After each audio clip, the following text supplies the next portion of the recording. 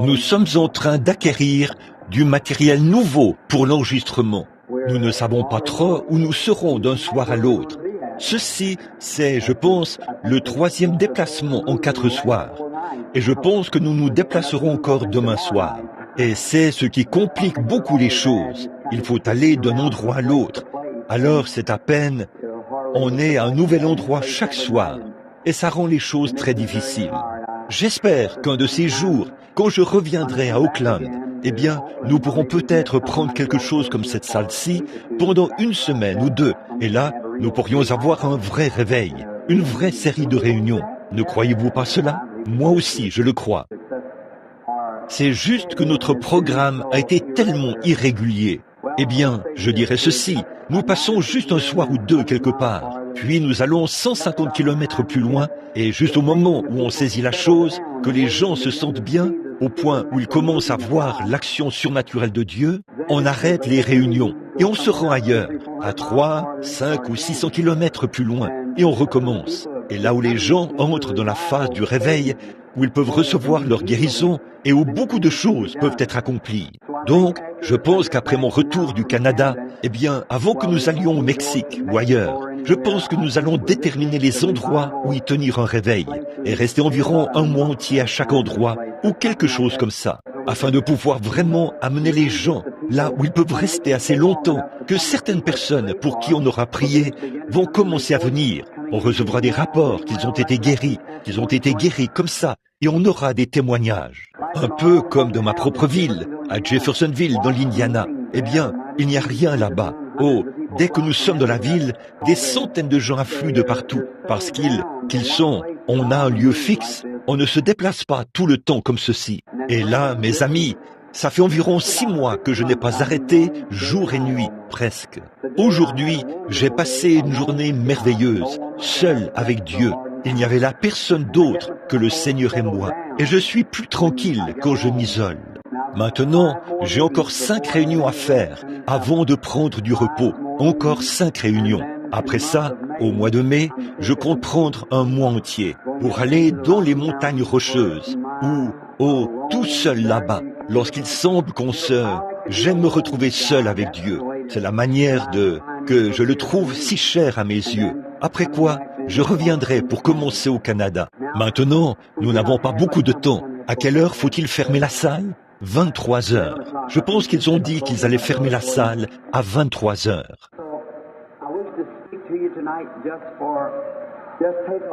Alors, ce soir, j'aimerais vous parler, prendre un peu de temps pour enseigner la parole de la foi, afin que vous sachiez comment vous approcher de Dieu. Il y a beaucoup de sujets très profonds que les gens prétendent bien connaître. Et quand on en arrive à l'épreuve de force finale, ils en connaissent très peu. C'est vrai, ça. Nous verrons quelques-unes de ces choses ce soir. En passant, après-demain soir, dans l'autre salle, je donnerai un petit aperçu de l'histoire de ma vie. Ça, c'est si vous aimeriez l'écouter. Aimeriez-vous l'écouter? Levez la main. Très bien. Avez-vous annoncé où se trouve la salle? Idée raisonnable, parce que je veux que vous soyez guéris. C'est pour ça que je suis ici. C'est pour moi un grand sacrifice d'être ici, mes amis. J'ai un foyer, une famille, et je suis nouveau. Je ne suis qu'un bébé dans cette œuvre. Ça fait seulement quelques mois que j'ai reçu le don de guérison. Je ne suis pas propriétaire de ma maison. Je ne vis que dans une petite maison de 2 pièces. En L, ma femme va puiser de l'eau à presque un demi-pâté de maison. Et après, elle doit encore transporter cette eau hors de la maison. On m'a offert de magnifiques maisons dans différentes villes. On m'a dit, je vais vous construire une maison qui vaut $5 000. Simplement vous l'offrir. Mais mes amis, ce qui m'importe, ce n'est pas l'argent. J'aimerais n'avoir même jamais à y penser. Et c'est pour cela que lorsque beaucoup d'entre vous m'offrent des cadeaux, je ne les accepte pas. Parce que ce ne sont pas vos finances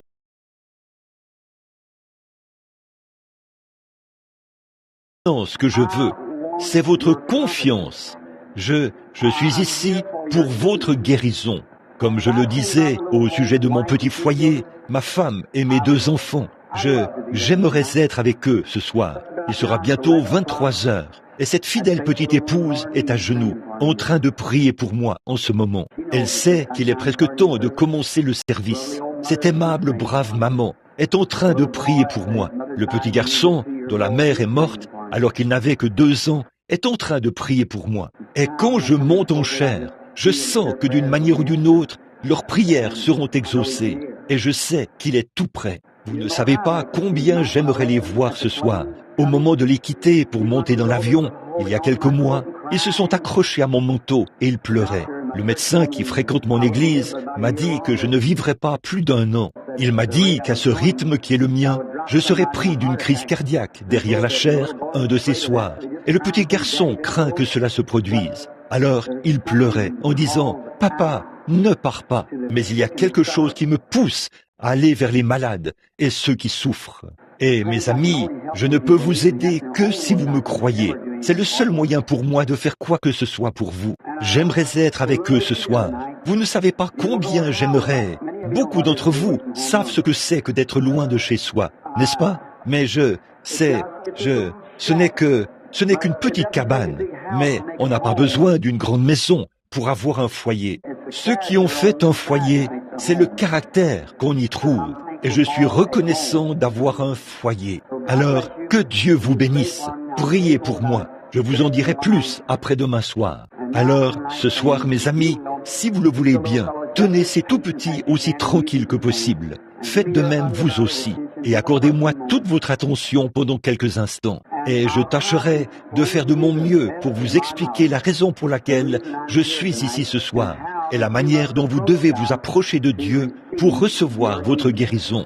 J'ai beaucoup souffert. Je sais ce que c'est que d'être malade. Et je veux vous aider. Je peux le faire, si vous croyez tout simplement. Je voudrais saisir cette occasion tout de suite. J'ai tant de choses à l'esprit et je suis fatigué et épuisé. Mais je veux remercier le ministre, son nom m'échappe, qui nous a permis d'avoir cette salle ce soir. Et je pense qu'il a annulé ses services. C'est le révérend Jack Walker. S'il est dans la salle, frère Walker, que Dieu vous bénisse, mon frère, vous et vôtres, vous fasse. Père, nous sommes si reconnaissants de cette autre occasion que nous avons ce soir de nous tenir devant ton peuple bien-aimé pour leur parler du jour et de l'heure où nous vivons, juste avant la venue de ton Fils bien-aimé, qui viendra enlever une église, un peuple appelé à sortir, lavé par le sang, né une 2e fois, et prêt à aller à la rencontre d'un Dieu saint. Par le chemin qui leur a été ouvert, par le sang du Saint Christ de Dieu. Bénis-nous tous ce soir, alors que nous attendons ta divine présence. Puisse l'ange que tu as envoyé dans la pièce cette nuit-là, pour qu'il parle à ton serviteur, est la raison pour laquelle je suis ici ce soir. Puisse-t-il se tenir près de ton humble serviteur, ici à la chaire, ce soir, et confirmer chaque parole qui sera prononcée, et puisse de grands miracles et de grands prodiges se produire. Père, bénis ce ministre, frère Walker, qui nous a donné la salle ce soir. Lui et ses fidèles, puisse-t-il être béni. Accorde-lui de réussir dans ton ministère, qu'il soit un sarment qui produit des fruits, et puisse-t-il avoir de nombreux trophées à poser à tes pieds en ce glorieux jour. Bénis le ministre qui a parrainé ce programme ici dans cette ville, frère Morse, et tous les autres ministres et leurs collaborateurs. Ô Dieu, puissent leurs églises être des flammes de feu, des témoignages pour la gloire de Dieu, en ces derniers jours mauvais où nous vivons dans les ombres, juste avant la venue de celui qui est juste. Oh, ce soir, parle au peuple, Père, d'une manière glorieuse. Puisse-t-il y avoir de la foi et que le Saint-Esprit étende ses ailes sur cette salle ce soir et que la vertu vienne de sorte que beaucoup de grandes guérisons miraculeuses se produisent afin que sa renommée puisse se répandre dans toutes les régions, d'un bout à l'autre de la côte ouest de cet hémisphère.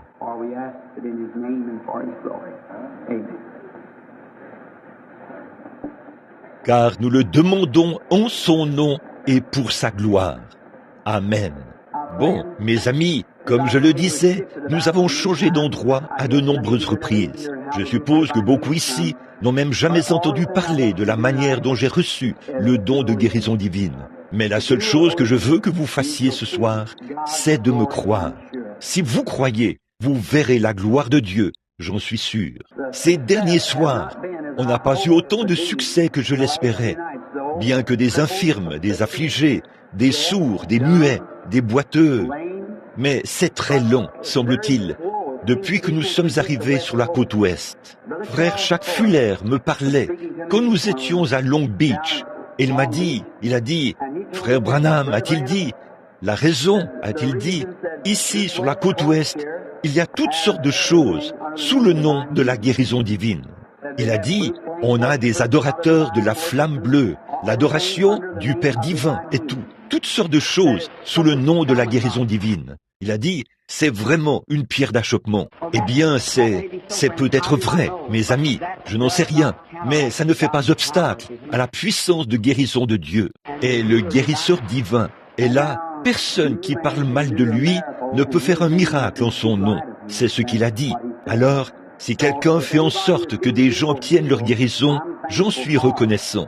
Mais je crois vraiment de tout mon cœur qu'au fur et à mesure que nous progresserons dans notre sujet ce soir, que vous, peut-être, si Dieu nous vient en aide, que vous saisirez la vision et que vous verrez ce qu'est vraiment le jour et l'heure où nous vivons. Et ainsi vous verrez et croirez. Puisse Dieu nous venir en aide, alors que je lis quelques passages des Écritures maintenant, dans l'Épître aux Hébreux, chapitre 11. Nous allons commencer à lire les 3 premiers versets. Écoutez très attentivement, parce que mes paroles ne sont que les paroles d'un mortel. Elles failliront, mais la parole de Dieu ne faillira jamais. Elle est toujours vraie. Or, la foi est une ferme assurance des choses qu'on espère, une démonstration de celles qu'on ne voit pas. Pour l'avoir possédée, les anciens ont obtenu un témoignage favorable. C'est par la foi que nous reconnaissons que le monde a été formé par la parole de Dieu, en sorte que ce qu'on voit a été fait de choses visibles. C'est par la foi qu'Abel offrit à Dieu un sacrifice plus excellent que celui de Caïn. Par elle, il fut déclaré juste, Dieu lui-même rendant témoignage à ses offrandes. Et par elle, quoique mort, il parle encore. Le volume du système de sonorisation est un peu trop haut. Donc, très bien. Maintenant, je pense que là, c'est peut-être un peu mieux. Ça causait un peu d'écho très bien. Maintenant, j'aimerais tirer mon texte du 3e chapitre, du verset 3 plutôt, et la dernière, l'une des dernières parties. Dieu rendant témoignage à ses offrandes. Et pour ce qui est de mon sujet, ça se trouve au chapitre 1, au verset 1 plutôt, excusez-moi, au verset 1. La foi est une ferme assurance des choses qu'on espère, une démonstration de celles qu'on ne voit pas. Ce jour où nous vivons, c'est vraiment un jour où une paix instable et un repos instable sont présents partout. Les gens courent ça et là. Ils disent tout ce qu'ils peuvent dire. À peu près n'importe qui peut avoir des disciples. Qu'importe ce qu'ils prêchent ou ce qu'ils pensent, quelqu'un les écoutera. Et c'est un jour dont les prophètes ont parlé. Les gens, lorsqu'ils ont faim, ils mangeront n'importe où. Si les enfants et les gens sont affamés, ils mangeront dans une poubelle, eux qui mangeaient autrefois à une belle table. Mais s'ils ont faim, ils mangeront quelque part. Je pense que les véritables prédicateurs de l'Évangile devraient être à l'œuvre, actifs. Ils devraient donner aux gens ce qu'il leur faut, la nourriture au temps convenable. Maintenant, mon sujet, comme je vous l'ai dit, je ne suis pas un prédicateur. Tout ce que j'ai, c'est simplement un don de guérison divine qui, je le déclare humblement, vient de Dieu. Je n'ai rien eu à voir avec la venue de cela. Il était prédestiné par Dieu il y a des années et des années. Je n'ai rien eu à voir. C'est l'élément principal des Écritures. La foi. Il faut que celui qui s'approche de Dieu croit que Dieu existe et qu'il est le rémunérateur de ceux qui le cherchent. Sans la foi, il est impossible d'être agréable à Dieu. C'est par la foi que ce monde a été créé. Et c'est par la foi que les choses ont été façonnées et ont vu le jour. Dieu a vu cette simple goutte de rosée suspendue là, dans l'air, ou peu importe le nom que vous donnez à ça. Il a simplement parlé et a dit que la lumière soit, et la lumière fut. Il a ensuite fait paraître la terre ferme, et l'a fait sécher et tout. C'est par un acte de foi que Dieu a accompli tout cela. C'est par la foi que le monde entier a été créé. C'est par la foi que vous êtes ici ce soir. Beaucoup d'entre vous, vous avez dit à votre employeur que vous seriez au travail demain. Comment le savez-vous? Vous avez dit à votre femme, je retournerai à la maison après le service. Comment le savez-vous? Vous avez peut-être dit à quelqu'un, un taxi, de venir vous chercher à 23 heures. Comment savez-vous que vous serez encore ici? Vous serez peut-être dans l'éternité, avant 23 heures ce soir. Voyez? Mais tout ça, c'est par la foi. Tout se fait par la foi. Eh bien, tant de gens parlent de ce sujet, la foi, mais ils en connaissent très peu là-dessus. Maintenant, écoutez, mes amis, je vous aime. Et je veux que vous voyiez ceci. Il y a tellement de gens qui parlent de la foi, mais qui ne connaissent pas le moindre principe de la foi. Maintenant, vous êtes ensemble, et il se peut que nous ne nous revoyions plus jamais de ce côté-ci de l'éternité. Mais si j'avais un endroit où nous pouvions tous nous rassembler, je pourrais progressivement vous exposer les choses de sorte que vous puissiez voir cela plus clairement que vous le ferez en ce moment, parce que beaucoup d'entre vous vont penser, probablement que beaucoup auront une fausse impression de moi ce soir, alors que je ferai de mon mieux pour vous amener à comprendre ces choses, et vous penserez que je m'élève. Mais ce n'est pas le cas, mes chers amis. C'est dans votre intérêt, si seulement je peux vous amener à voir ce que Dieu a fait pour vous. Bon, beaucoup de gens viennent dans la ligne et ils disent « Oh, j'ai la foi pour être guéri ». Et mes amis, quand ils passent, je sais qu'ils n'ont pas suffisamment de foi pour guérir un mal de dents. C'est vrai. Et certains d'entre eux qui sont atteints du cancer s'avancent et disent « J'ai la foi pour être guéri ». Ils n'ont pas la foi. Ma leçon sur les Écritures ce soir dit « La foi est une ferme assurance des choses qu'on espère, une démonstration de celles qu'on ne voit pas. » Vous voyez, c'est une ferme assurance. C'est quelque chose de concret, quelque chose qu'on possède vraiment, pas quelque chose qu'on imagine, quelque chose qu'on peut savoir.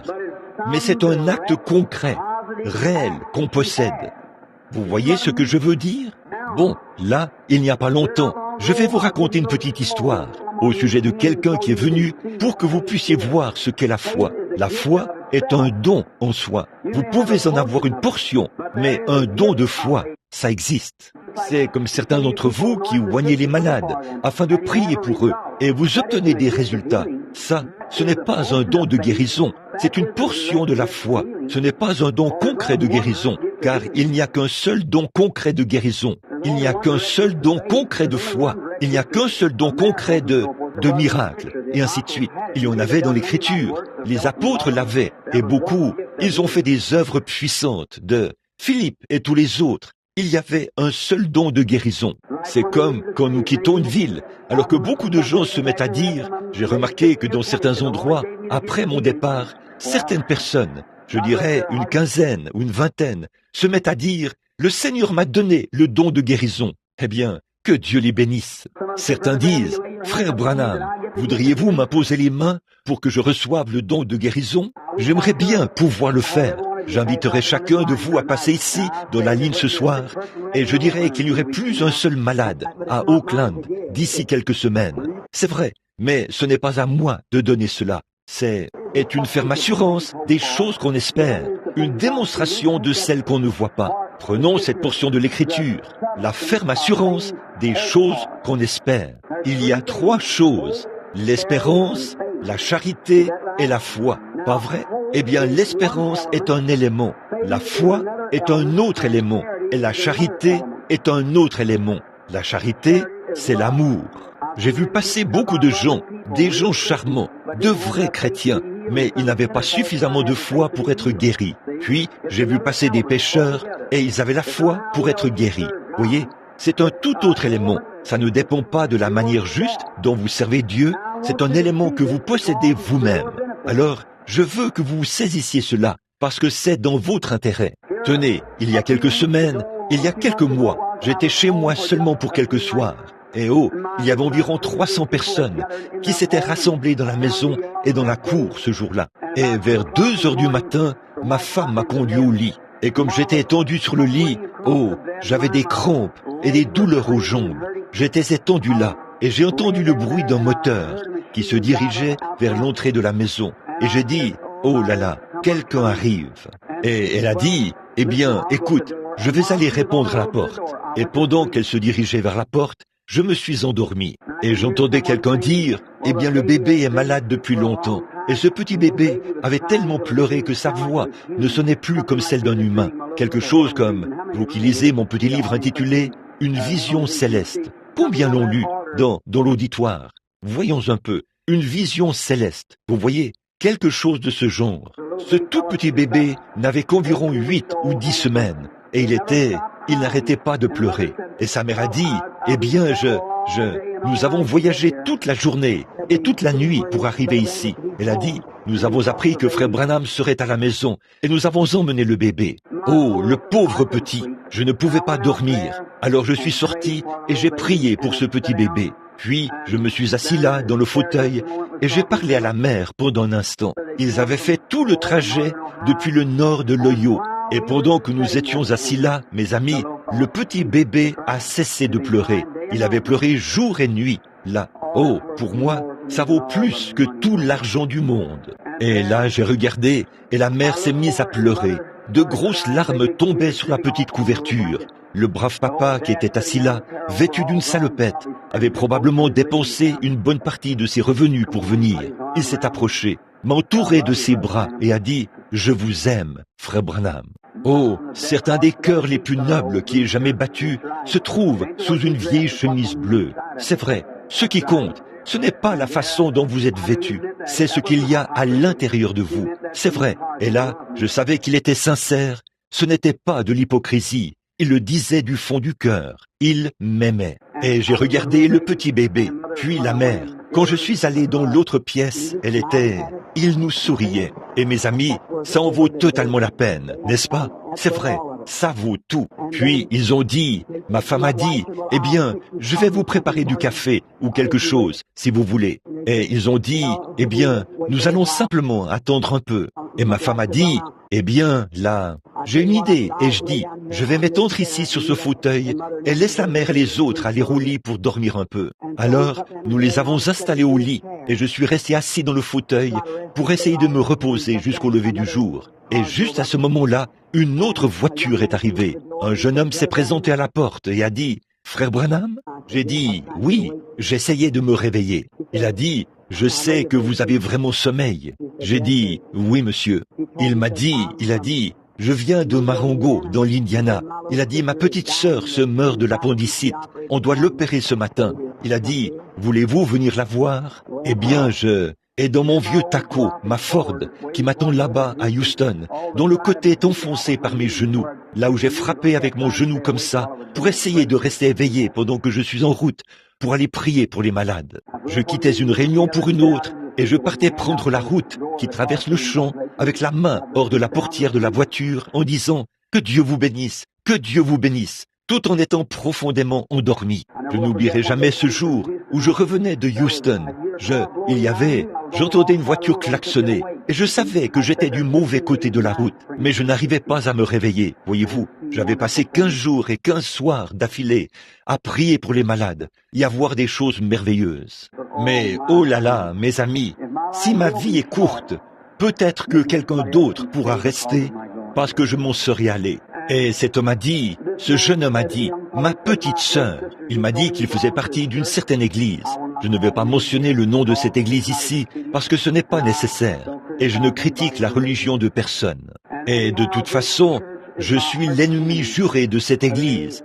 Ils prétendent que la guérison divine n'existe pas, et tout. Et je m'étais rendu à mon église, l'église baptiste de Milltown, pour y tenir des réunions de réveil. Beaucoup d'entre vous ont vu, dans le petit livre intitulé « Jésus-Christ le même hier et éternellement », cette petite fille qui pesait 21 kilos, une fille de 27 ans qui pesait 21 kilos, qui s'appelait Georgie Carter. Elle était atteinte de tuberculose. Elle faisait partie de cette même église. Et elle a dit, dans le voisinage, les gens avaient dit, si, ça faisait maintenant 9 ans et 6 mois qu'elle était alitée. Ils avaient dit, si elle se rétablit, nous croirons cela. Mais, mes amis, c'est ma pianiste à l'église baptiste de Milltown ce soir. Mais est-ce qu'ils croient? Non.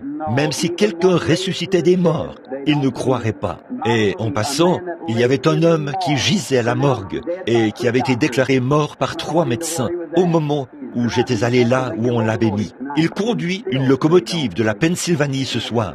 Et ces gens ne croient toujours pas. C'est vrai, ils ne croiront pas. C'est maintenant l'heure où les yeux des gens sont tellement aveuglés par les soucis du monde et les autres soucis qu'ils ne voient même pas Dieu. Il est très souvent au milieu d'eux et ils n'en font pas de cas, exactement comme au jour de Christ, et ils ne le reconnaissent pas. Et alors cette dame, ou cet homme plutôt, a dit « Allez-vous y aller ?» J'ai dit « Oui, monsieur ». Il a dit « Peut-être que je ferais mieux de vous y conduire ». J'ai dit « Non, je vais m'efforcer de rester éveillé ». Et ma femme s'est mise à pleurer. Elle a dit « Voyons donc, chérie, à un moment donné, tu vas t'endormir. » J'ai dit « Non, chérie, tout ira bien. » Et je suis monté dans ma vieille voiture et je me suis mis à le suivre. Je me suis dit « Je vais fixer mes yeux sur lui. » En chemin, je me pinçais, je me mordais les doigts et je prenais mes crachats pour me frotter les yeux et tout, afin de rester éveillé. Je sais que ça n'a pas du tout l'air hygiénique, mais je faisais tout mon possible pour pouvoir arriver jusqu'à cet enfant. Et nous avons roulé environ 13 kilomètres sur une vieille route qui mène très loin dans la zone rurale. Et il y avait là une jeune fille d'environ 17 ou 18 ans. Elle était couchée là, dans un état épouvantable. Lorsque je suis entré dans la pièce, elle était très nerveuse. Elle a dit « Oh, êtes-vous frère Branham ?» Elle a dit, j'ai dit, sœur, est-ce que tu crois? Elle a dit, oh oui, je crois. Elle a dit, je crois. Elle a dit, je me fiche de ce que dit mon église. Elle faisait partie de la même église que cette Georgie Carter. Elle a dit, je me fiche de ce que dit mon église. Je crois. Et donc un homme, son père est arrivé. Il m'a vu et m'a serré la main. Et il m'a conduit jusqu'à son lit. Il a dit, monsieur, a-t-il dit, elle doit subir une opération ce matin. Et il a dit, nous craignons qu'elle ne puisse pas survivre au voyage. Il a dit, nous devons l'emmener jusqu'à New Albany, dans l'Indiana. C'était presque à 65 kilomètres de l'hôpital le plus proche, dont environ 13 kilomètres de route de campagne. Rien que sur un chemin longeant des clôtures, comme ça, que les charrettes empruntaient, presque, pour se déplacer. Eh bien, j'ai déjà assisté et aidé lors d'opérations, et je savais que cet enfant ne pouvait pas atteindre l'hôpital. Elle mourrait avant d'y arriver. Il se peut qu'il y ait des médecins ici en ce moment. D'habitude, il y a des médecins qui viennent écouter le service. Son côté avait enflé et c'était devenu rouge. L'appendice s'était enflammé et ça pouvait éclater à tout moment. Bon, j'ai accompagné de nombreuses fois le docteur Adair, le médecin de notre ville, celui qui fréquente mon église, lors des opérations. Je l'ai vu pratiquer des incisions et j'ai vu les fois où cela éclatait sur la table. Et parfois, il sortait les intestins, les vaporisait et les lavait. Pour empêcher la péritonite de s'installer, il le coupait un peu en forme de V et y insérait un tube pour le drainer. Parfois, les gens se rétablissaient. Mais cet enfant ne pouvait pas. Cet appendice aurait éclaté et elle aurait encore dû parcourir une 50aine de kilomètres ou plus en voiture. Et elle serait morte avant d'y arriver. Alors, mes amis, la jeune fille m'a regardé et a dit « Oh, frère Branham, vous pensez que je vais vivre ?» Et j'ai dit « Je crois que oui. » Mais j'ai dit « Maintenant, crois-tu » Elle a dit « Oh oui, je crois, certainement, peu m'importe ce que dit mon église, je crois. Georgie Carter s'est rétablie, a-t-elle dit. Moi aussi, je me rétablirai. J'ai peur de l'opération. » Vous voyez, comme ça. Quelques voisins s'étaient rassemblés là. Maintenant, écoutez, voici maintenant ce que je veux vous faire comprendre à ce sujet. Cette jeune fille pensait qu'elle croyait, tout comme beaucoup d'entre vous qui viendraient dans la ligne ce soir. Vous pensez que vous croyez, mais elle ne croyait pas. Eh bien, beaucoup d'entre vous ont un problème gynécologique. Peut-être que c'est une chose ou une autre. Peut-être un ulcère à l'estomac. Et vous devez prendre vous pouvez avoir un peu de temps. Mais dans le cas de cette jeune fille, il y avait une urgence. Sa vie était en jeu. Quelque chose devait être fait. Alors j'ai dit, « Sœur, je ne veux pas te blesser, mais tu ne crois pas. » Eh bien, c'est exactement comme le frère le dit ici. Lorsque vous avez la tête levée, peu importe où vous êtes dans le bâtiment, je ne dis pas ceci, mes amis, souvenez-vous, je vous dis ceci simplement pour votre bien. Ce n'est pas moi, mais Dieu. Quand vous avez la tête levée, je le sais, je le sens. Peu importe que vous soyez derrière moi ou ailleurs.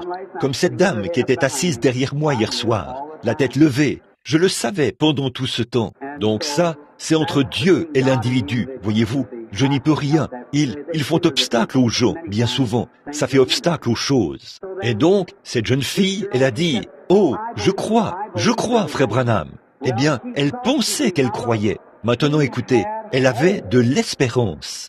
Mais la foi est une ferme assurance des choses qu'on espère, une démonstration de celles qu'on ne voit pas. Vous voyez ce que je veux dire? Alors, j'ai dit, « Sœur, si c'était un cas ordinaire, et je dis, j'aurais eu un peu de temps, et je t'aurais laissé le temps nécessaire, et peut-être que tu t'en serais tiré avec cette quantité de foi que tu as. Mais là, il te faut une intervention dans l'immédiate, tout de suite, car, pour être honnête avec toi, tu ne pourras pas arriver vivante à l'hôpital. » Là, les parents n'étaient pas très contents que j'ai dit cela à ce moment-là. Mais je préférerais être honnête avec vous et vous dire la vérité. Ne préféreriez-vous pas que je sois honnête avec vous? Et souvenez-vous, mes amis, ce n'est pas contre la chair et le sang que je lutte, mais contre les puissances spirituelles. Je dois être honnête devant le Dieu Tout-Puissant, voyez? Et parce que je suis conscient du danger pour ma propre vie, et pas seulement pour la mienne, mais aussi pour la vôtre. Et donc, elle a dit qu'elle croyait, mais elle ne croyait pas. Eh bien, je dis, maintenant, écoute. Bon, je vais vous faire remarquer ceci, et je veux que vous le suiviez très attentivement maintenant, et que vous en notiez chaque mot afin de l'examiner. C'est une petite chose que Dieu a permis de faire là-bas, et là, je verrai si vous avez la foi. J'ai dit, sœur, tu n'as pas la foi. Elle a dit, oh, révérend Branham, j'ai la foi pour croire n'importe quoi. Si tu as la foi, je veux te demander, ou te montrer plutôt, que tu n'as pas la foi. Maintenant, écoutez bien, et saisissez-en chaque parole.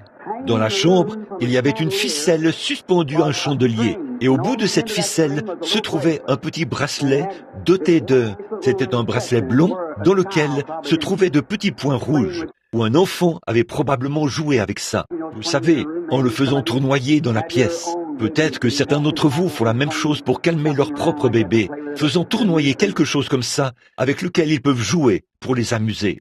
Et j'ai vu ce petit bracelet qui pendait. J'ai dit à la jeune fille, à quelle distance es-tu de ce bracelet? Elle a dit, environ 4,5 mètres. J'ai dit, bon, vous, tous les autres adultes qui sont ici, tout le monde, tournez-moi le dos. J'ai dit, bon, on ne fera rien qui puisse blesser qui que ce soit. C'est juste qu'il me faut parler à cette jeune fille, parce qu'il lui faut saisir l'idée maintenant. Et c'est pour cette raison que je vous parle de ces choses ce soir.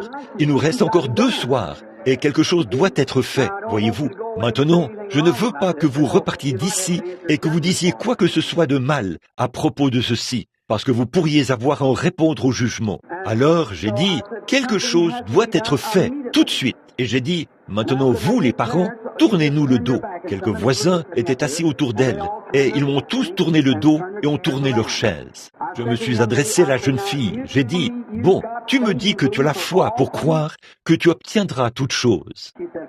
Elle a dit, je l'ai, monsieur. J'ai dit, ça fait combien de temps que tu n'as pas mangé? Elle a dit, environ 3 jours, a-t-elle dit. Je n'arrive même pas à retenir de l'eau dans mon estomac. Et vous savez ce qu'est l'appendicite. Et elle souffrait aussi de la fièvre.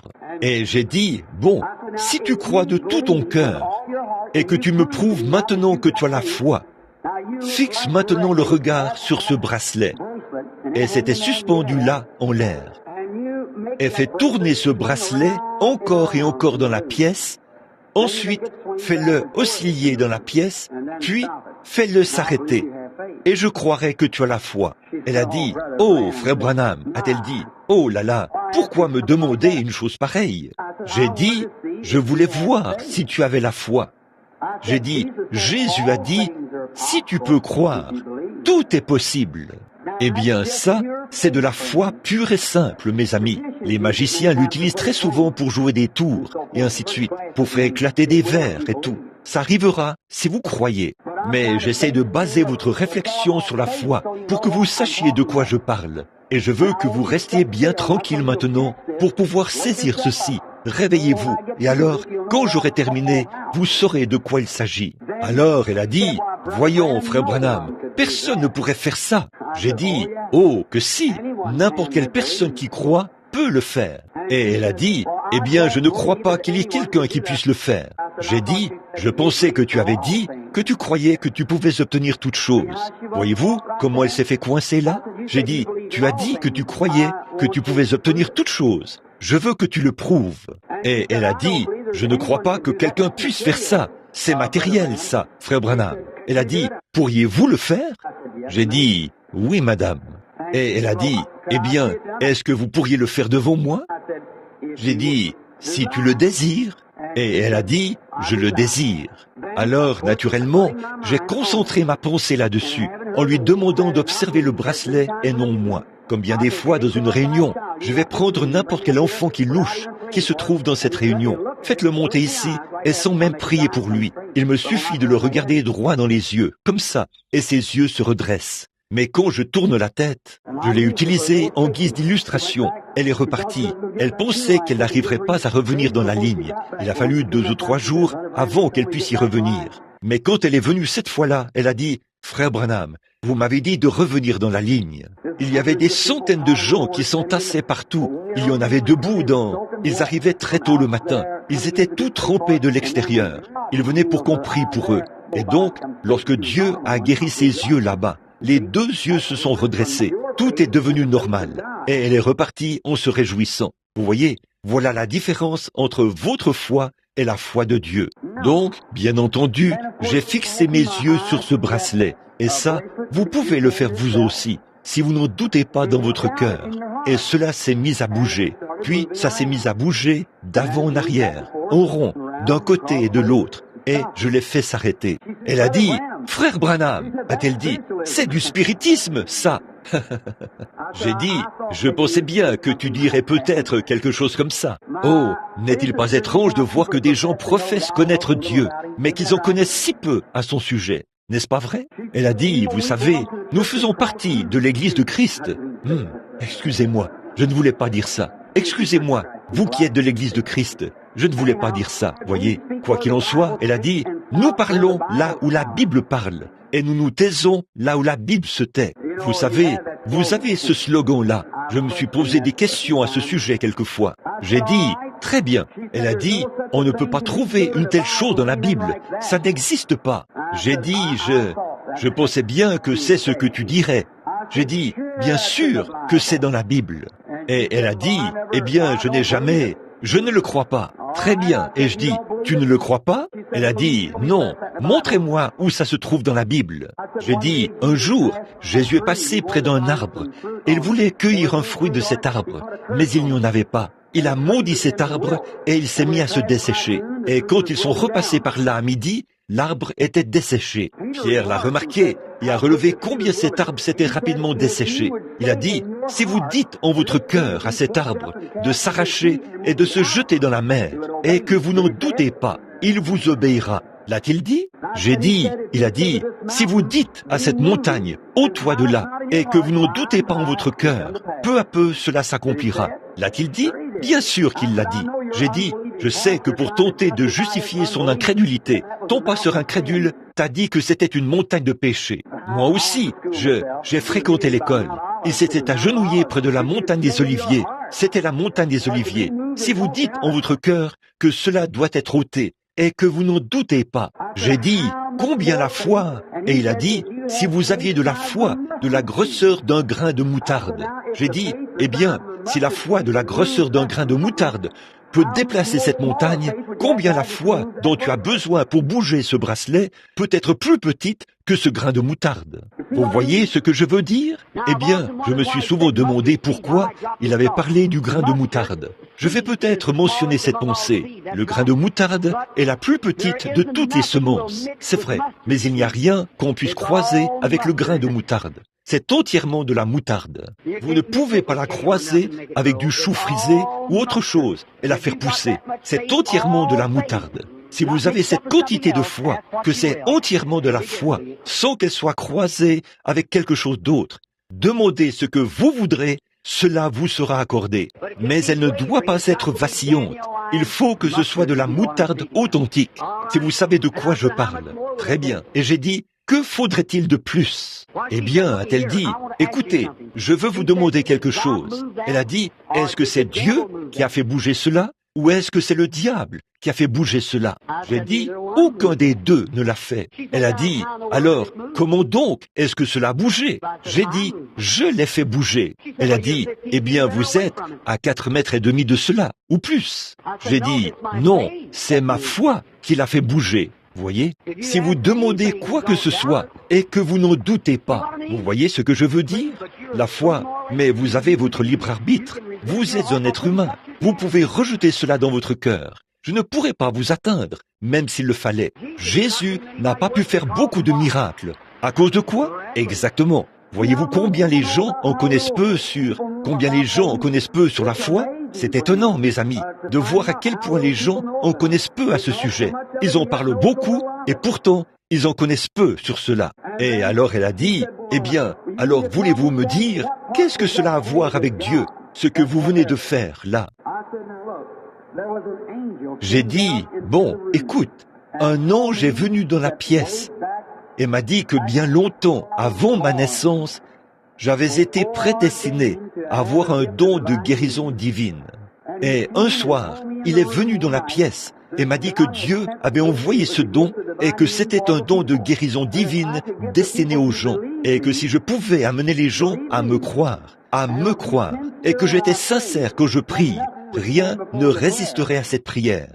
J'ai dit, c'est pourquoi, comme j'ai parlé face à face avec un être surnaturel, je crois cela de tout mon cœur. Et si je peux t'amener à me croire de tout ton cœur, c'est ce qui met Dieu en action. Et alors, tu es guéri. Ta foi t'a sauvé.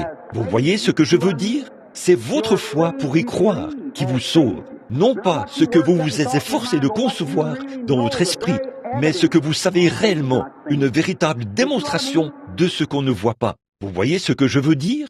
Alors, la jeune fille a dit, Frère Branham, je sais avec certitude qu'il y a quelque chose qui dépasse le niveau que j'ai jamais atteint. Elle a dit, je vais essayer de tout mon cœur, que Dieu ait pitié de moi. Elle a dit, fais que je croie. J'ai alors pris sa main, j'ai ressenti une vibration due à l'inflammation de cet appendice. J'ai prié pour elle et ça s'est arrêté immédiatement. J'ai dit, que Dieu te bénisse, sœur. Maintenant, ta foi t'a sauvé. Quelques instants plus tard, assis dans un fauteuil, je me suis endormi. Le soleil se levait. Il me fallait me reposer un peu avant de rentrer à la maison, parce que je craignais de somnoler quelque part en chemin et d'avoir un accident. Pendant que j'étais assis là, ils ont appelé l'ambulance et leur ont dit qu'ils n'avaient pas besoin de leur service. Quand un membre de la famille m'a réveillé, eh bien, la jeune fille avait quitté le lit et avait mangé un demi-litre de crème glacée. Elle n'a jamais subi d'opération depuis ce jour-là. Elle était debout sur le perron et elle m'a fait au revoir de la main. Elle a dit « Au revoir, frère Branham ». Son témoignage était publié dans le Héros de la vérité. Il n'y a pas longtemps, Madame Edith Wright de Milltown ou de DePaul dans l'Indiana. C'était elle. Très bien. Maintenant, voyez-vous ce qu'est la foi? C'est quelque chose. Maintenant, écoutez, mes amis. Je sais que vous êtes tous, du moins vous savez ceci. Ce corps est contrôlé par 5 sens. Pas vrai? Très bien. Il a 5 sens. Et c'est ça qui contrôle ce corps humain. Maintenant, écoutez très attentivement et accordez-moi votre attention en ce moment. Les sens, 5 sens, c'est bien ça? La vue, le goût, le toucher, l'odorat, l'ouïe. C'est bien ça? Ces 5 sens contrôlent tout le corps humain. Est-ce vrai? La vue, le goût, le toucher, l'odorat et l'ouïe. Or, aucun d'eux ne perçoit la foi. La foi est le 6e sens que certaines personnes considèrent comme, vous voulez, la télépathie mentale ou tout ce que vous voudrez, ou le nom que vous voulez donner à ça. Beaucoup donnent un nom à ça. Mais pour moi, c'est la foi. Et elle est bien au-delà des 5 sens du corps humain. Vous voyez ce que je veux dire? Grand. La foi est le seul sens concret et réel. Et c'est le sixième sens. La foi est supérieure à la vue, la foi est supérieure au sens du toucher. On ne touche pas la foi, on ne goûte pas la foi, on ne sent pas la foi, on ne voit pas la foi. La foi est une ferme assurance des choses qu'on espère, une démonstration de celles qu'on ne voit pas. Tenez, vous voyez cette Bible ? Bon, je veux cette Bible. Maintenant, je la regarde. Maintenant, je la veux. La foi est une ferme assurance des choses qu'on espère, une démonstration de celles que je ne vois pas. Vous voyez ce que je veux dire ? Tenez, dans ma poche, je pense qu'il y a un vieux couteau de poche Barlow que je transporte depuis des années. Eh bien, je ne vois pas ce couteau. Je ne touche pas ce couteau. Je ne goûte pas ce couteau. Je ne sens pas l'odeur de ce couteau. Mais je sais que ce couteau est là. Comment le sais-tu ? Parce que je crois que c'est là. Or, si ce n'est pas là, la foi le mettra là-dedans. Si ça ne s'y trouve pas. Je sais que vous trouvez cela dur à avaler, mais c'est vrai. Si vous croyez, tout est possible. Vous craignez de prendre Dieu au mot, mes amis. Vous avez peur. Eh bien, il se peut que j'ai laissé ce couteau sur la commode tout à l'heure, lorsque je me changeais. Mais aussi sûr, si ce couteau est sur la commode en ce moment, si je le crois de tout mon cœur, il sera dans ma poche. Vous avez trouvé cela dur à avaler, mais Dieu peut le mettre là-dedans, si vous le croyez. Tenez, je veux vous montrer quelque chose. Venez ici, révérend Kitson. Est-ce là Sœur Morse ? Voudriez-vous vous lever un instant ? Je veux vous montrer quelque chose, mes amis. Tenez-vous juste ici. Ça ne vous dérange pas ? Ce n'est pas pour vous donner un spectacle, sœur, mais c'est pour la gloire de Dieu. Maintenant, regardez, mes amis. Je veux vous montrer quelque chose. Je crois qu'il y a une femme qui se tient devant moi. Pourriez-vous me démentir à ce sujet ? Vous ne... Pardon ? Vous n'entendez pas une femme ? Non, je n'entends pas une femme. Vous ne touchez pas une femme ? Non, monsieur. Voulez-vous savoir comment je sais qu'il y a là une femme ? Vous ne goûtez pas une femme ? Non. Comment savez-vous qu'il y a là une femme ? Parce que le sens de la vue me dit que je vois une femme. Eh bien, en êtes-vous sûr ? Je suis sûr qu'il y a une femme qui se tient là. Croyez-vous que j'ai raison ? Vous, l'auditoire, pensez-vous que j'ai raison ? Eh bien, serait-ce possible que je me trompe ? Oui, il se peut que chacun de nous soit aveugle, ou que ceci soit une vision. Souvenez-vous que les 5 sens du corps ne sont pas aussi concrets. La foi est réelle. Bon, je sais qu'il y a une femme qui se tient là, parce que le sens de la vue me dit qu'il y a une femme qui se tient là. Vous voyez ce que je veux dire ? Alors, pensez-vous que vous pourriez me contredire et me dire qu'il n'y a pas de femme qui se tient là ? Essayez donc voir. Essayez de me dire que je ne suis pas en train de regarder une femme qui se tient devant moi. Vous pensez que vous pourriez me réfuter ? Non, monsieur, parce que je sais que le sens de la vue est concret. Je suis en train de regarder cette femme, et je sais qu'elle se tient là. Et pourtant, la seule chose que je connaisse, c'est le sens de la vue. Maintenant, je veux vous faire remarquer ceci. Je vais fermer les yeux. Là, j'ai touché la main d'une femme. Je peux dire que c'est une femme. Elle porte un chapeau de femme. Elle a des cheveux de femme. Ça, c'est une main de femme. Je sais que c'est une femme parce que je la touche. Pensez-vous que vous pourriez me réfuter ? Hein ? C'est concret. Je le sais. Ça, c'est une femme. Je lui ai tourné le dos, mais je sais quand même que c'est une femme. Voyez ? Parce que le sens du toucher me dit qu'il y a là une femme. Vous voyez ce que je veux dire ?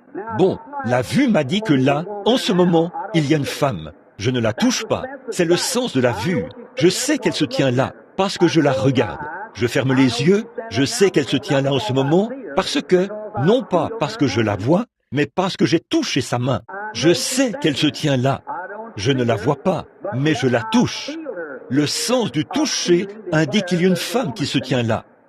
Vous voyez ce que je veux dire ?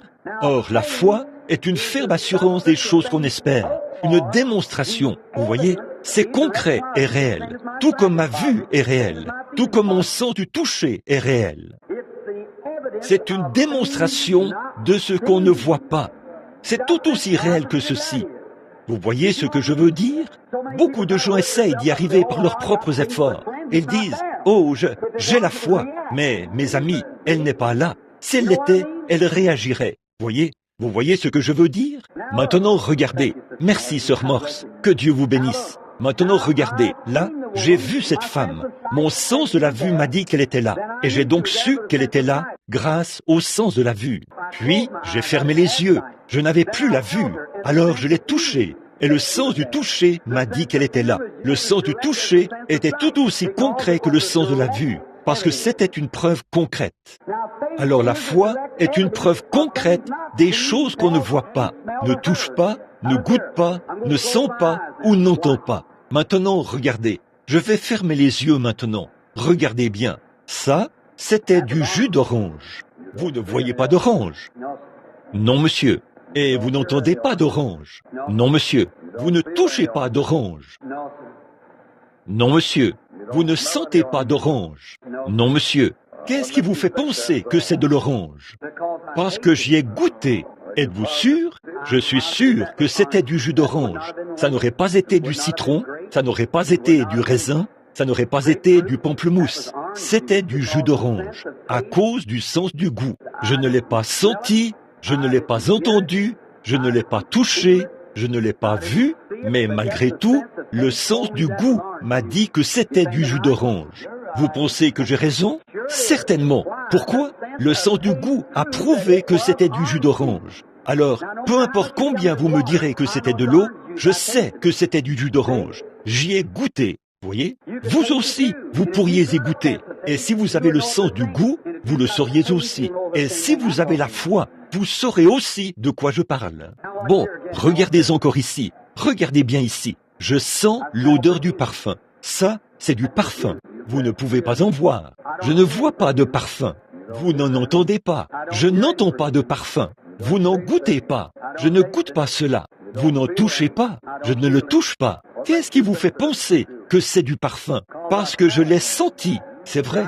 Mon odorat me dit que c'est du parfum qu'il y avait devant mon nez. Essayez-le. Très bien. Je savais que c'était du parfum. Je ne l'ai pas vu, n'est-ce pas? Est-ce que je l'ai vu? J'avais les yeux fermés. Est-ce que j'y ai goûté? Non, je ne l'ai pas mis dans ma bouche. Est-ce que je l'ai touché? Je n'ai pas mis mes mains là-dessus, ni rien. Alors, comment l'ai-je su? Est-ce que je l'ai entendu? Non, je l'ai senti. Et c'était une preuve concrète que c'était du parfum. Je le sais. Maintenant, ne touchez pas de musique. Non, monsieur. Vous ne goûtez pas de musique. Non, monsieur.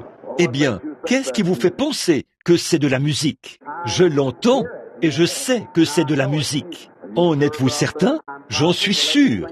La dame joue croit seulement. Pensez-vous que j'ai raison? Essayez de me contredire à ce sujet. Je ne la vois pas, je ne la goûte pas, je ne la touche pas, je ne la sens pas, mais je l'ai entendue. En étais-je sûr? Suis-je convaincu que j'ai raison? Pourquoi? Donc, voilà les 5 sens du corps. Eh bien, ils sont réels, n'est-ce pas? Vous savez quand ils entrent en action. Vous le savez. Maintenant, vous regardez l'auditoire. Vous savez que vous me regardez. Alors, mes amis, la foi, voilà, c'est ça. La foi est une ferme assurance des choses qu'on espère, une démonstration de celles qu'on ne voit pas. C'est réel. Vous en avez la certitude. Nul besoin que quelqu'un vous en dise plus. C'est tout aussi clair que n'importe lequel des autres 5 sens du corps. Vous voyez ce que je veux dire? Combien ont une compréhension générale de ce que je veux dire là? Levez la main. Voyez? Ce n'est pas ce que vous vous efforcez de croire. Bon, disons par exemple que je suis en train de m'efforcer de croire que j'entends de la musique. Je ne pourrai pas y arriver. Peut-être que je m'efforce de croire que je sens une odeur de parfum, mais il n'y en a tout simplement pas. Il faut que je le sente concrètement. Vous voyez ce que je veux dire? Et la foi est tout aussi réelle. C'est un acte réel. Vous le savez. Oh là là, j'espère que vous voyez ce que je veux dire. Vous voyez, c'est une ferme assurance des choses qu'on espère, une démonstration de celles qu'on ne voit pas. On ne la voit pas, on n'y goûte pas. Quelqu'un dit, je ne me sens pas mieux. Eh bien, quel est le problème? Pourquoi ne vous sentez-vous pas mieux? Si vous avez votre foi, qu'il vous soit fait selon votre foi. Pas vrai?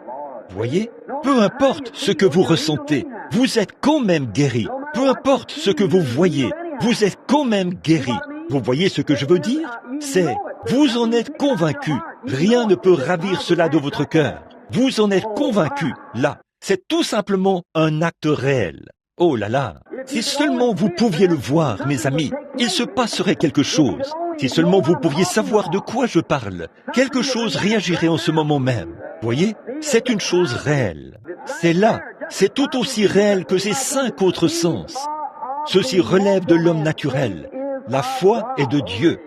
L'homme naturel peut se tromper, mais Dieu ne peut pas se tromper. Oh là là, oh, ça devrait nous faire pousser des cris de joie. Réfléchissez à ça. Les gens me disent qu'ils ont la foi, mais déclarent qu'ils ne peuvent pas croire à la guérison divine. Mes amis, si vous ne croyez pas aux guérisons divines, vous êtes perdus. C'est vrai. Comment allez-vous si vous n'avez pas assez de foi pour croire que Dieu va réparer votre corps afin que vous l'utilisiez pour sa gloire? À combien plus forte raison n'aurez-vous pas assez de foi pour croire que Dieu va transformer ce corps mortel, lui faire revêtir l'immortalité afin de l'enlever? Ça, c'est un cas concret de guérison divine. Oh là là, il y aura de terribles désillusions au jour du jugement, à la résurrection. C'est vrai, la foi, nous devons en arriver au point où nous serons enlevés comme Enoch. C'est vrai, la foi, le témoignage pour apaiser Dieu. Enoch n'a-t-il pas... La suite de notre passage de l'Écriture dit que c'est par la foi qu'Enoch avait reçu le témoignage qu'il était agréable à Dieu. Pas vrai? Et la Bible dit, sans la foi, il est impossible d'être agréable à Dieu. Eh bien, vous devez avoir le même genre de foi, que vous croirez et serez convaincus. Un don de guérison, pas un don de miracle, bien que de nombreux miracles l'accompagnent. Mais c'est un don de guérison. Les gens guérissent, ils partent, on a prié pour eux, ils reviennent et, oh, ils sont guéris. Attendez que je quitte la ville, mes amis. Longtemps après mon départ, vous entendrez les gens venir dans vos églises et dire, eh bien, ce cancer, il est parti. Cette surdité que j'avais, eh bien, j'entends maintenant. Mon affliction, eh bien, ça m'a quitté. C'est juste la simplicité de... Ce n'est pas quelque chose que vous pouvez obtenir par vos propres efforts. Ce n'est pas une question d'excitation. J'ai vu des gens venir dans la ligne et se mettre à se secouer et à dire « Oh Dieu, alléluia, amen, gloire à Dieu ». Ne faites pas ça. Vous faites obstacle à la foi. Là, vous faites obstacle à Dieu. Avancez-vous avec respect. Levez simplement la main et croyez. C'est tout. La foi, vous n'y arrivez pas par vos propres efforts. La foi, c'est quelque chose qui est déjà dans votre cœur. Vous vous avancez simplement et vous croyez. Vous voyez ce que je veux dire? Oh, mes amis, oh, je vous aime. Je ne vous parlerai pas si franchement si je ne vous aimais pas. Mais je vous aime trop pour vous voir passer à côté de ceci. Voyez-vous, vous devez comprendre. Et maintenant, regardez. Voyons rapidement mon sujet maintenant pour que nous puissions nous dépêcher. Dieu a approuvé l'offrande d'Abel. Dieu approuve toujours ses dons. Pas vrai?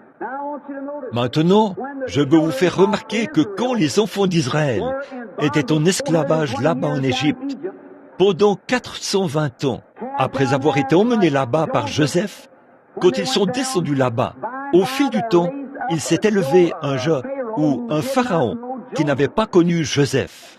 C'est alors que ce peuple a été réduit à l'esclavage. Et ils devaient construire des maisons de paille, fabriquer des briques et tout, avec de la paille et du chaume.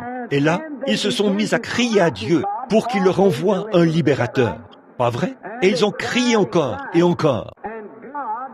Et Dieu a prédestiné un libérateur. Pas vrai? Moïse.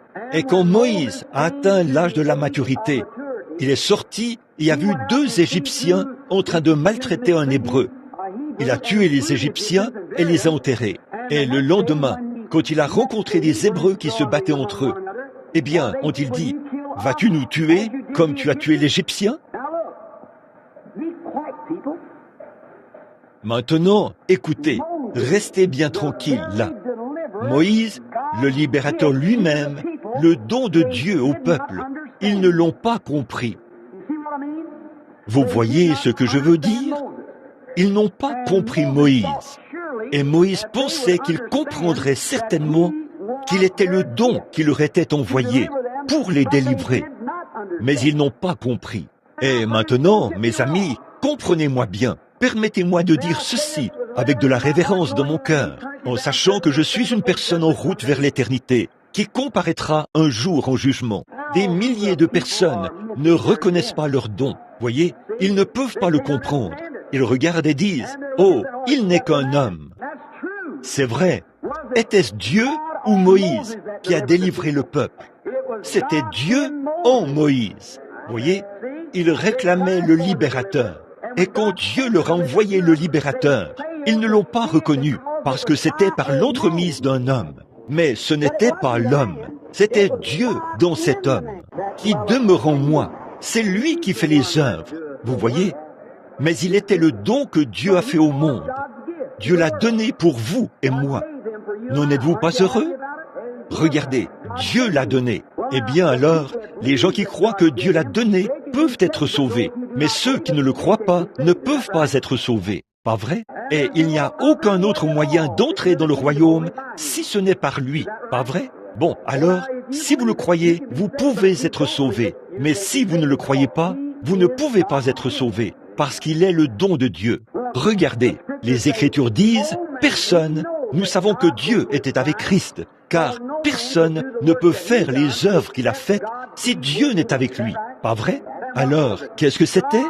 Dieu rendait témoignage que celui-là était son Fils unique. Pas vrai?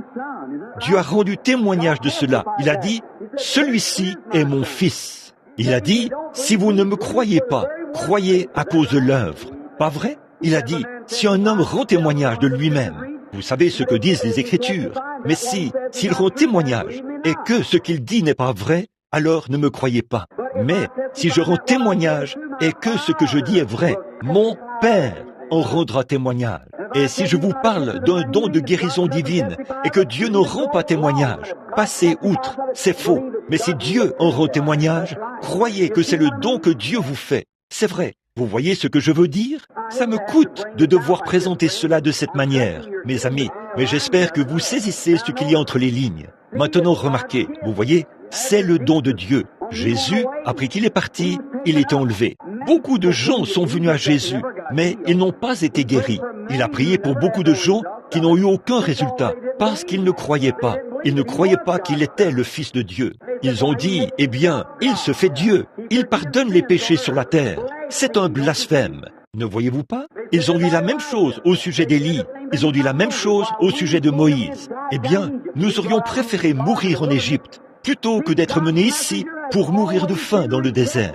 Vous voyez, le messager de Dieu a toujours été rejeté. Vous savez de quoi je parle, n'est-ce pas? J'espère que vous le savez, mes amis. Que Dieu vous bénisse. Je veux que vous le voyiez, mes amis. Ils avaient donc besoin d'un sauveur. Dieu envoyait Christ au monde en tant que sauveur. Et après le départ de Jésus, beaucoup de gens parmi le peuple bien-aimé de Dieu étaient malades et affligés. Dieu a donné à Pierre un don de guérison divine. Maintenant, les gens ont été guéris parce que, par Pierre, Dieu a rendu témoignage du don de la guérison divine, tout comme il en a rendu témoignage par Élie en tant que prophète, par Moïse en tant que libérateur, par Christ en tant que Fils. Il en a rendu témoignage par Pierre en tant que guérisseur. L'a-t-il fait? Et les gens ont compris. Il y avait même de telles foules de gens que Pierre ne pouvait pas prier pour chacun d'eux. Et ils savaient que cet apôtre était le don que Dieu leur avait fait. Et il ne leur a jamais serré la main en disant « Que Dieu vous bénisse ». Ils amenaient les gens à l'extérieur du bâtiment et les faisaient s'allonger le long des rues, afin que même son ombre passe sur eux et qu'ils soient guéris. Pas vrai? Pourquoi? Parce qu'ils savaient que Pierre était le don de guérison que Dieu avait envoyé aux gens.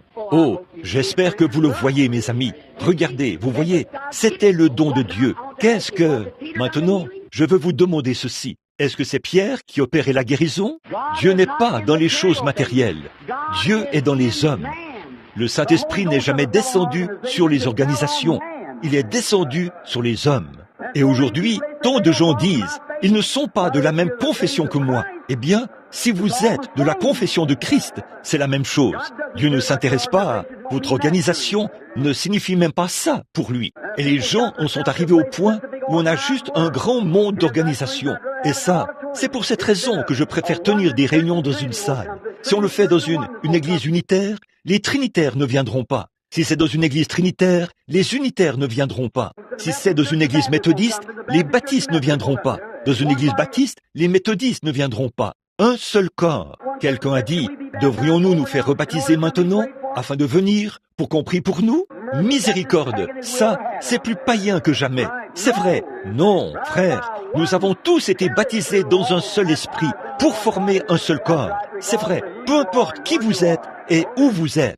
C'est vrai. Donc l'organisation que vous fréquentez, ça ne change rien. Vous n'avez pas à faire partie de l'église baptiste, ou de l'église méthodiste, ou de la Pentecôte, ou quelle qu'elle soit. Vous devez avoir la foi en Dieu. C'est vrai. Eh bien, en fait, vous n'avez à faire partie d'aucune église. Mais si vous recevez la guérison et que vous allez pécher encore, votre maladie reviendra et ce sera pire que la première fois. Une fois guéri, allez dans une église quelque part et servez Dieu. Dieu ne vous guérit pas pour la gloire du diable. Il vous guérit pour sa gloire. Maintenant, regardez comme les gens faillissent. Là, Moïse s'est senti, j'imagine comment il s'est senti. Il n'aimait vraiment pas l'idée de se mettre à expliquer ces choses aux gens, parce qu'il pensait que ce serait de s'élever lui-même. Il pensait que les gens diraient, voyons, regardez-le. Nous avons eu beaucoup de ça dans le monde aujourd'hui. Nous avons vu beaucoup de gens venir dire, Dieu a fait ceci et il a fait cela, mais Dieu n'en a pas rendu témoignage. Mais si Dieu en rend témoignage, il va respecter son don, pas vrai? Oui, monsieur. Dieu a honoré l'offrande d'Abel. Il a honoré le don de Moïse. Et Moïse pensait que les gens comprendraient, mais ils n'ont pas compris. Et certainement qu'aujourd'hui, on pourrait penser qu'une personne n'aurait pas besoin de tant de détails, comme en ce moment, pour savoir de quoi je parle. Très bien, mais ça passe au-dessus de la tête de la majorité des gens. Et mes amis, je vous aime, et je veux vous voir guérir. Donc, quand ils ont réclamé un libérateur, Dieu a envoyé le libérateur, et ils ne l'ont pas reconnu. Moïse était le don que Dieu avait fait à Israël. Vous le croyez? Et ainsi de suite. Élie le prophète, ils étaient des dons de Dieu. Beaucoup d'entre eux se sont élevés, des faux prophètes. Même au jour d'Élie, de faux prophètes s'étaient élevés. Mais Dieu avait rendu témoignage de la prophétie d'Élie. Si c'est de Dieu, Dieu en rendra témoignage. Et il y a eu Élie, qui était le don que Dieu avait fait à Israël. Vous le croyez? Il était même le pasteur d'Akab. Il était le pasteur de Jézabel. Elle ne voulait pas admettre qu'il était son pasteur. Mais c'est lui qui lui avait dit le genre de vie qu'elle menait. C'est vrai, il était son pasteur. Elle le haïssait. Et pourtant, il était le don pourvu par Dieu pour elle, là-bas, afin de lui faire connaître ses péchés. Et elle ne l'a pas reconnu. Vous savez de quoi je parle? Puis Jésus est arrivé. Jésus, écoutez, Jésus était le don que Dieu avait fait à Israël, au monde. Pas vrai? Jésus était le don de Dieu. Dieu a tant aimé le monde qu'il a donné son Fils unique. Vous le croyez? Ce n'était donc pas les apôtres. Pensez-vous que Moïse était le libérateur parce que c'était Moïse, avec son savoir et son intelligence? Voyons, il a dit qu'il était un homme à la bouche embarrassée. C'était Dieu en Moïse, un don fait au peuple. C'était Dieu en Christ. Il a dit, ce n'est pas moi, c'est mon Père qui demeure en moi. C'est pour cela que Marthe a dit, Seigneur, la prédication d'hier soir, elle a dit, je sais que tu es le Christ, le Fils de Dieu qui doit venir dans le monde. Elle croyait cela. Et là, les gens croyaient en lui. Et regardez Pierre, quand il passait, eh bien, c'était un mortel. Il était né d'une chair de péché, comme moi ou vous. C'est vrai, mais les gens avaient besoin d'un guérisseur. Alors ils ont envoyé, Dieu a envoyé Pierre pour accomplir cette œuvre précise. Jean était l'amour. Pierre n'avait pas en son cœur l'amour que Jean avait. Jean était l'intermédiaire par lequel Dieu exprimait son amour. Vous voyez? Regardez bien, lorsqu'il a pris Pierre, Jacques et Jean, l'espérance, la foi et la charité. Ne voyez-vous pas? Ces gens qui avaient des dons, ces trois-là, l'espérance, la foi et la charité. L'espérance était en Jacques. C'est lui qui a mis l'Église en ordre. La foi était en Pierre et la charité était en Jean. L'espérance, la foi et la charité. C'étaient les représentants de Dieu sur la terre. et les gens s'allongeaient dans l'ombre de Pierre, et ils étaient guéris. Oh, mes amis! Oh là là! Ne pensez pas que je crie après vous, mes amis. Vous pouvez penser que je suis excité, mais je ne le suis pas. J'essaie de vous faire comprendre ce que je veux dire assez clairement pour que vous voyez de quoi je parle. Maintenant, les pentecôtistes prient depuis 30 ou 40 ans pour avoir un don de guérison.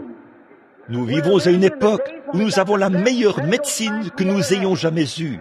Nous avons les meilleurs hôpitaux que nous ayons jamais eus. Nous avons les meilleurs médecins que nous ayons jamais eus. Nous avons les meilleurs médicaments que nous ayons jamais utilisés. Et nous avons plus de maladies que jamais. Il y a des milliers et des centaines de milliers de précieux saints de Dieu qui souffrent ce soir. Ils crient et crient et crient depuis des années à Dieu pour qu'il rétablisse le don de la guérison divine dans l'Église. Et quand Dieu a déclenché les choses il y a 37 ans et qu'il a prédestiné cela et l'a envoyé, des centaines de gens passent à côté de cela sans le reconnaître, mes amis. Maintenant, cela s'est accompli. Ça me coûte de dire ceci. Que Dieu ait pitié. Écoutez, mes amis, partout ailleurs dans le pays, à Phoenix, à Houston, à San Antonio, en Arkansas, partout dans le pays, des milliers de gens qui sont allés ont été guéris de toutes sortes de maladies et d'affections. Oakland, reconnais ton jour. Un jour, je vous rencontrerai au tribunal du jugement de Dieu. Là, vous saurez que je vous ai rendu témoignage de la vérité du Dieu Tout-Puissant. Vous avez réclamé cela. Quoi? Si vous, comme vous respectez cela et que vous le croyez, Dieu rendra témoignage de ses dons. C'est vrai, il l'a fait pour Abel, il l'a fait pour Élie, il l'a fait pour Moïse, il l'a fait pour Pierre, il l'a fait pour Paul, il l'a fait pour tous, et il le fera encore aujourd'hui. Au début, quand la Pentecôte est descendue et que le baptême du Saint-Esprit a commencé à descendre, les gens disaient, c'est du fanatisme, mais Dieu a rendu témoignage de ce qu'il était. C'est pour ça que je suis avec vous ce soir. Parce que je sais que c'est la main de Dieu. Beaucoup se sont lancés dans des ismes avec ça. Mais il y a un article authentique de la Pentecôte. Dieu en a rendu témoignage. C'est vrai. Et il a fait la même chose ce soir d'une autre manière. Je suis allé à la pharmacie. Et alors que j'entrais, j'ai remarqué qu'un homme me regardait d'un air un peu étrange. Je suis entré dans le magasin, puis je suis ressorti. Et je tenais un flacon qui était fermé. Mais je continuais de penser à lui. J'étais encore en uniforme. Et il a mis ça, cet homme a mis sa main sur mon épaule. Il m'a regardé et a dit, « Monsieur, a-t-il dit, j'ai vu que vous étiez un officier. » Il a dit, « Je me suis dit que je vous poserai une question. » Il a dit, « Vous penserez peut-être que je suis un peu fou. » Et j'ai dit, « Qu'est-ce qu'il y a, monsieur ?» Il a dit, « J'habite à Paducah, dans le Kentucky. » Il a dit, « Ça fait environ 2 ans que ma santé est chancelante. » Il a dit, « La semaine dernière, j'ai fait un rêve étrange. » A-t-il dit, j'ai rêvé que je devais me rendre à Jeffersonville, dans l'Indiana, et demander à quelqu'un du nom de Branham de prier pour moi. Il a dit, savez-vous s'il y a des Branham qui vivent dans les parages ou pas? Oh, vous ne savez pas comment je me suis senti. Je me suis dit, oh, Dieu est en train de rendre témoignage. Et j'ai dit, oui monsieur, j'ai dit, je connais des Branham qui vivent dans les parages. Il a dit, vous savez s'il y a quelqu'un qui prie pour les malades? J'ai dit, c'est moi. Il m'a regardé comme ça et les larmes ont commencé à couler sur ses joues. Il m'a pris par la main. Je l'ai pris par la main, j'ai ôté mon chapeau, j'ai déposé mon chapeau et j'ai posé mon fusil sur mon chapeau. Nous nous sommes agenouillés sur le bord de la rue et je me suis mis à prier pour lui, là, dans la rue. Quand je me suis relevé, il y avait là des mères qui retenaient leurs petits-enfants et des hommes qui avaient ôté leur chapeau comme ça, en attendant la fin de la prière. Il s'est produit beaucoup de choses à Jeffersonville et ils savaient ce qui se passait. Et quand nous nous sommes relevés, ils étaient tous là, la tête baissée, à écouter la prière. Je me suis relevé et le frère aussi. Il m'entourait de ses bras et s'est mis à me donner de petites tapes amicales sur l'épaule, comme ça. Je ne l'ai plus revu depuis ce jour-là. Dieu l'a guéri. Et j'étais à Houston, au Texas, à la réunion du révérend Kitson. Et au matin, alors que je me tenais là, oh là là, je pensais, je priais, nous avions une réunion d'écoute de bande. Et il y avait des centaines de personnes qui venaient dans la ligne, qui recevaient leur guérison. Et tout à coup, une dame est entrée en courant. Oh, le bâtiment était presque aussi long que cette salle principale. Et la dame est allée en vitesse à l'arrière. Elle avait un petit garçon dans ses bras. Elle s'est assise et elle était très agitée. Et les gens passaient comme ceci dans la ligne de prière. À peu près 4 de front. Et elle s'est levée, elle a dit, juste un instant. Et tout le monde s'est arrêté. Elle a dit, ça me coûte d'interrompre cette ligne de prière. Mais je veux vous dire, Elle était très nerveuse et toute tremblante, un peu agitée. Elle a dit, j'habite du côté ouest de Houston. Or, Houston est une ville assez vaste. Elle s'étend sur plusieurs kilomètres. Et nous étions du côté est. Elle a dit, ce matin, ma voisine, la mère de ce petit enfant, elle a dit, son père était un vieux prédicateur méthodiste, a-t-elle dit. Ça fait 20 ans qu'il est mort. Elle a dit, avant sa mort, il avait l'habitude d'aller prêcher partout. Elle disait qu'un jour Dieu redonnerait les dons à l'Église pour les gens des nations, avant la fin de la dispensation des nations, comme il l'a fait pour les Juifs. Et elle a dit, sa petite fille, voici son bébé, a-t-elle dit. Elle est un peu faible. Elle a dit, ce matin, après avoir nettoyé sa maison, elle a posé son balai à franges et elle s'est allongée au pied du lit pour se reposer. Et elle a dit, tout à coup, elle a fait un rêve. Elle a vu monter un gros nuage noir. Et elle a dit, et de ce nuage, lorsqu'il a commencé à se retirer, est sorti, a-t-elle dit, voici son défunt père qui est arrivé. Et il lui a dit, lève-toi, prends l'enfant et va au Houston Gospel Tabernacle. Le don de guérison divine se trouve là-bas. Eh bien, elle s'est dit que ce n'était qu'un rêve. Elle n'avait jamais entendu parler du Houston Gospel Tabernacle. Elle est donc restée étendue là pendant un moment. Puis, elle s'est rendormie. Et elle a fait ce rêve une deuxième fois. Le gros nuage noir est apparu. Et son défunt père est sorti du nuage en marchant. Elle a dit, eh bien, c'est étrange ça. J'ai rêvé de papa une deuxième fois. Elle a dit, il a dit d'emmener l'enfant. Eh bien, elle s'est levée et a bu quelque chose, puis a fait quelques petites tâches dans la maison et est retournée s'allonger et s'est recouchée. Et quand elle s'est recouchée, elle a fait ce rêve une troisième fois. Le gros nuage noir est apparu. Et ils ont appelé le bureau des archives pour vérifier s'il y avait, pour voir si ce rêve était authentique. Eh bien, je ne crois pas à tous les rêves. Ils ont donc appelé, mais il est écrit, vos jeunes gens auront des visions. Vos vieillards auront des songes. Alors, elle a appelé le bureau des archives et on lui a dit, oui, il y a un Houston Gospel Tabernacle, tout là-bas, du côté ouest de la ville, sur la 67e rue, à l'est, la 67e rue. Et la dame, la maman était si faible qu'elle ne pouvait pas, eh bien, cet enfant avait une paralysie infantile. Ses petites jambes étaient infirmes et elle ne pouvait pas emmener l'enfant. Mais elle a demandé à une voisine et cette voisine est allée d'autobus en autobus et de voiture en voiture jusqu'à ce qu'elle arrive et descende d'une voiture environ 2 pâtés de maison de l'église. Et un officier se tenait là. Elle lui a demandé, savez-vous où se trouve le Houston Gospel Tabernacle? Il a dit, oui madame, c'est là où vous voyez cette foule de gens debout dans la rue. Il a dit, ils sont en train de tenir un service de guérison. Eh bien, la pauvre était tellement faible quand elle est arrivée. Vous pouvez vous imaginer comment elle s'est sentie lorsqu'elle est entrée là et a vu cela. Et elle m'a raconté toutes ces choses. J'ai dit, amenez-moi cet enfant. Oh là là, vous savez ce qui s'est passé, n'est-ce pas? Certainement. Et je me suis dit que même si les anges du ciel le savent, Dieu en rendra témoignage. Ses œuvres seront proclamées. Peu importe ce que les gens pensent, c'est vrai mes amis, que Dieu vous bénisse. Ici, à Camden, dans l'Arkansas, chez Frère Adams, je suppose, je me demande si Frère Adams est ici ce soir. Là-bas chez lui, il me faisait sortir.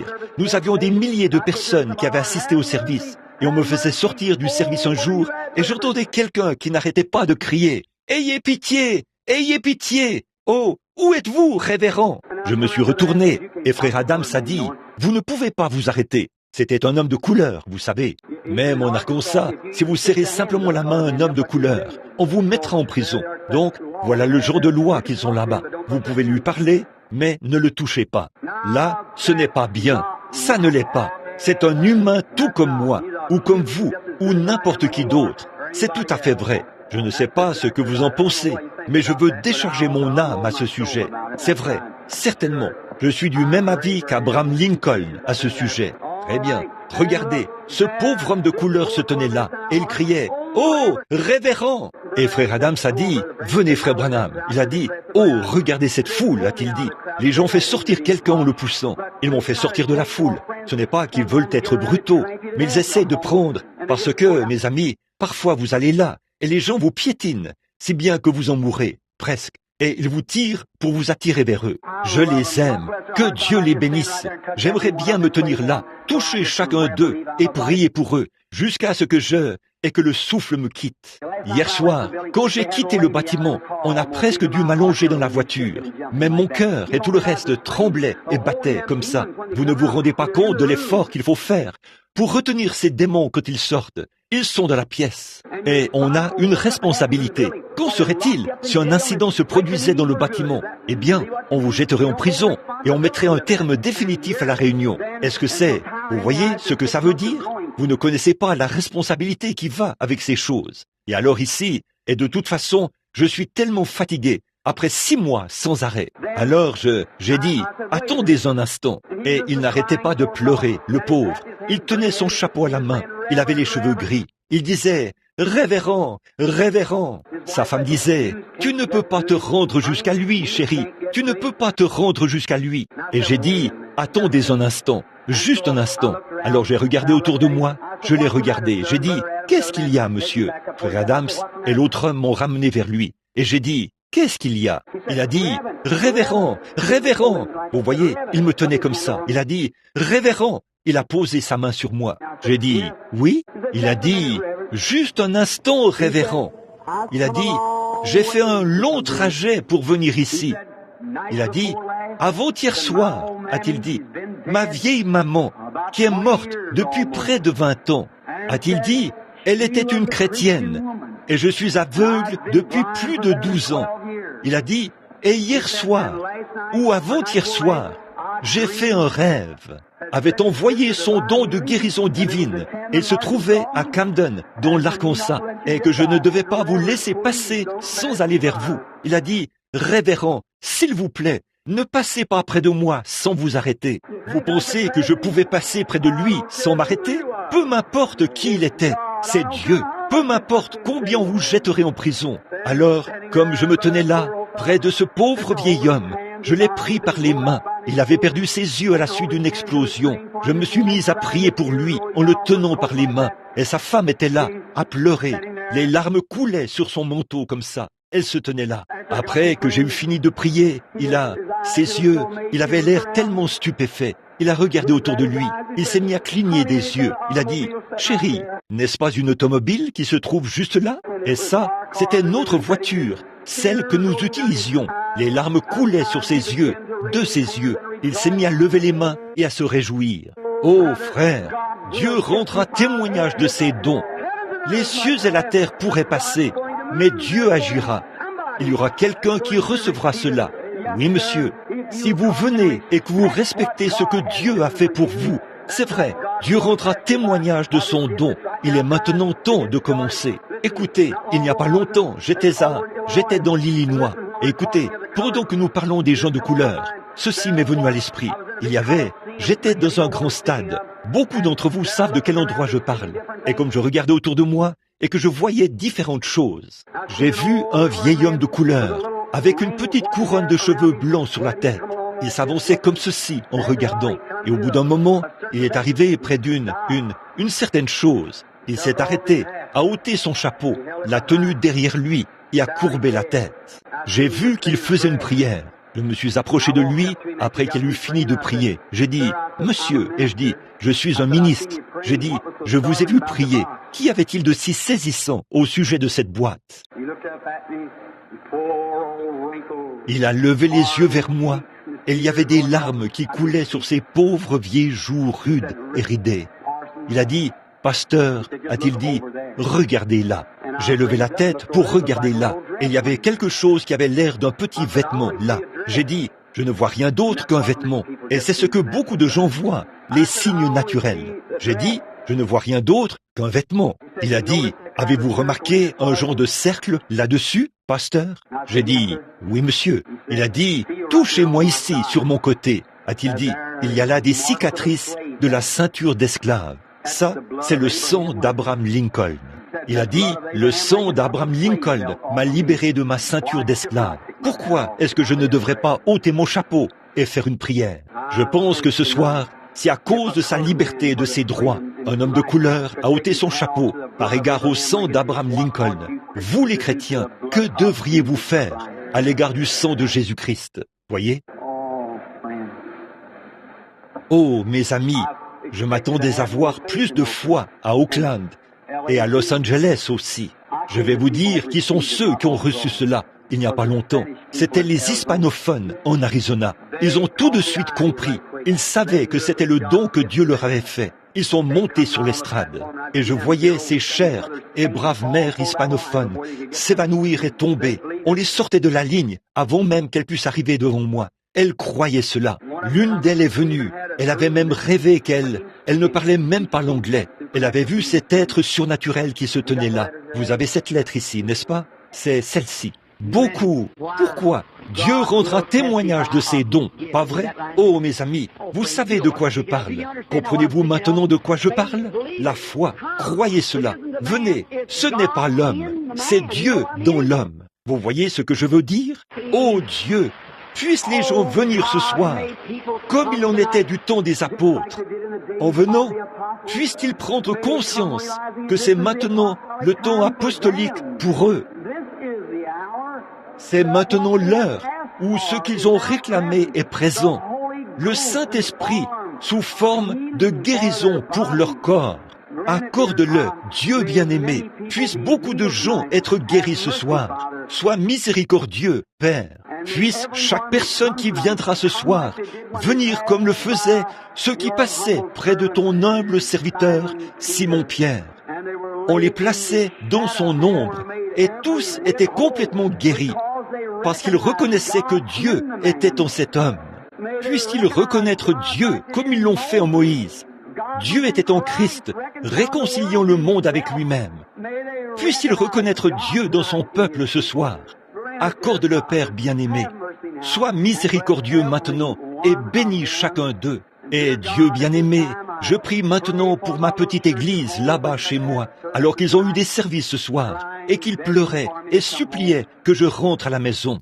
Oh Dieu, des gens de différentes régions du pays s'y rassemblent. Prends soin de mon petit garçon orphelin. Ne le veux-tu pas, Dieu bien-aimé?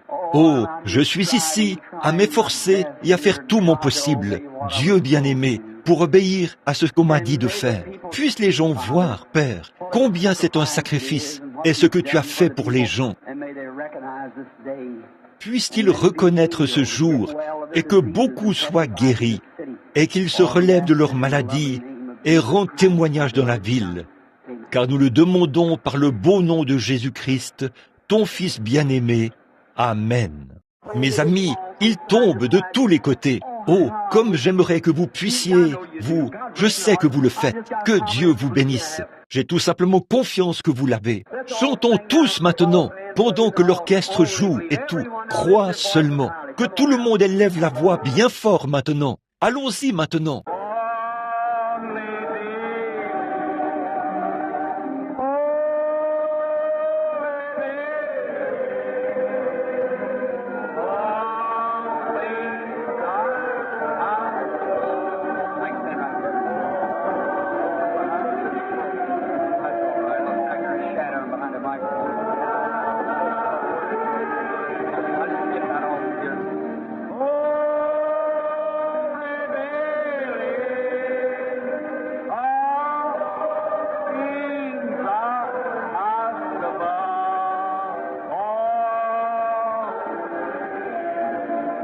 Juste un instant, là. Croyez-vous que Dieu est au milieu de nous ce soir? Le croyez-vous? Croyez-vous qu'il vous a envoyé, à vous qui avez réclamé la délivrance? Croyez-vous qu'il vous a envoyé la guérison? Croyez-vous de tout votre cœur? Alors, chantons ceci, la main sur le cœur, en disant...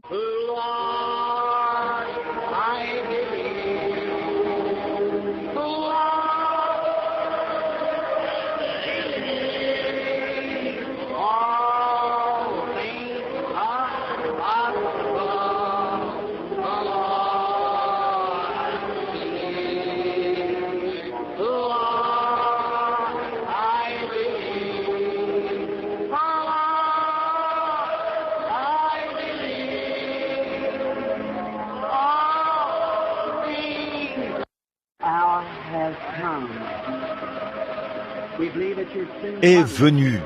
Nous croyons que tu viens bientôt. Tu as envoyé ton don pour glorifier ton saint enfant.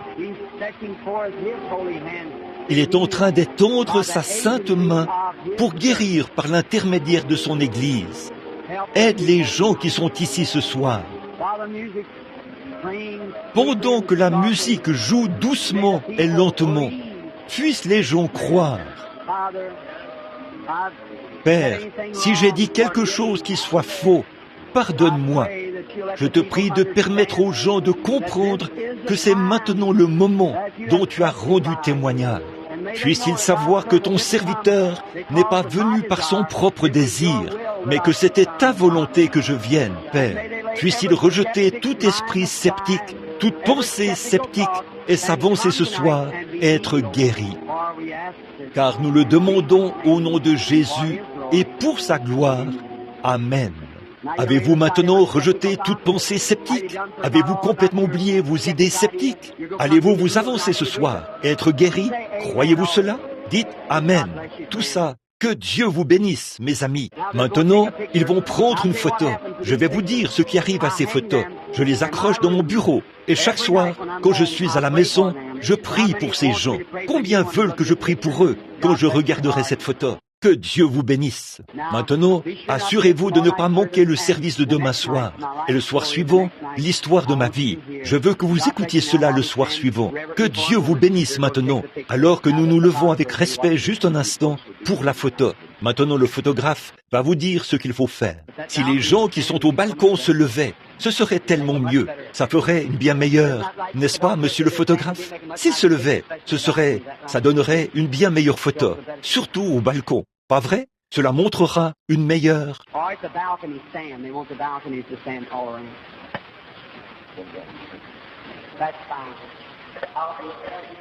Très bien. Que ceux qui sont au balcon se lèvent. Ils veulent que tous ceux qui sont au balcon se lèvent. C'est très bien.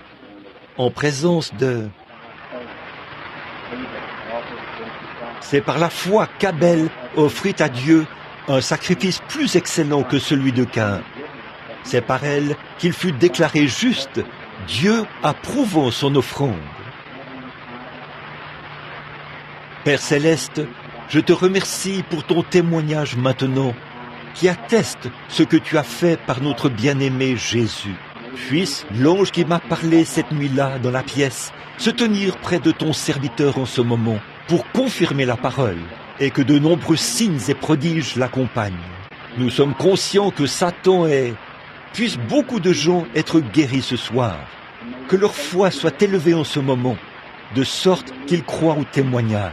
Puisse-t-il être guéri de toutes sortes de maladies, fais que tout esprit soit soumis à ton serviteur, pour la gloire de Dieu. Nous le demandons au nom de Jésus-Christ.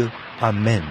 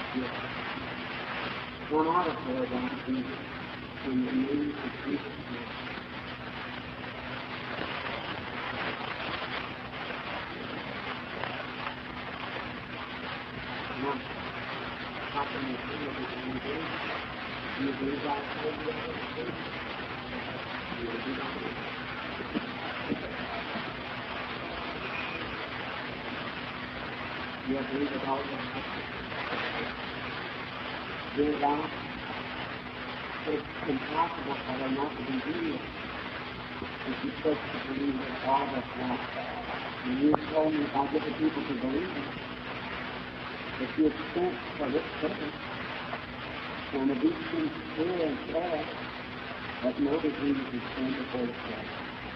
Oh God, more than 11 states have got testified about this. And now I pray, Father, that you grant hearing and open. And to our people may be speaking numbers with those that have faith. Come out of their mountains.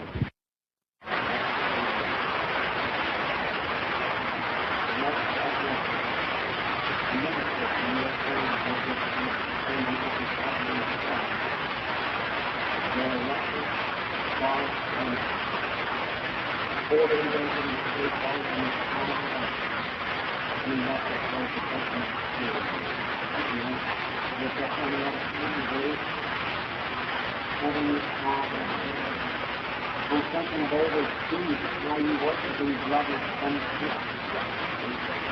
how that this is a living faith in the last days. And not people going to take them back. But you move them out early in the faith, that is humble yourself for his daughter. I pray that you are blessed by your daughter. You stand for your spirit, running over my power, maybe what you need to help it, you have a little foot in it. You can move you. Jesus is going to die and make you whole. Come out of him, God, in the name of Jesus Christ.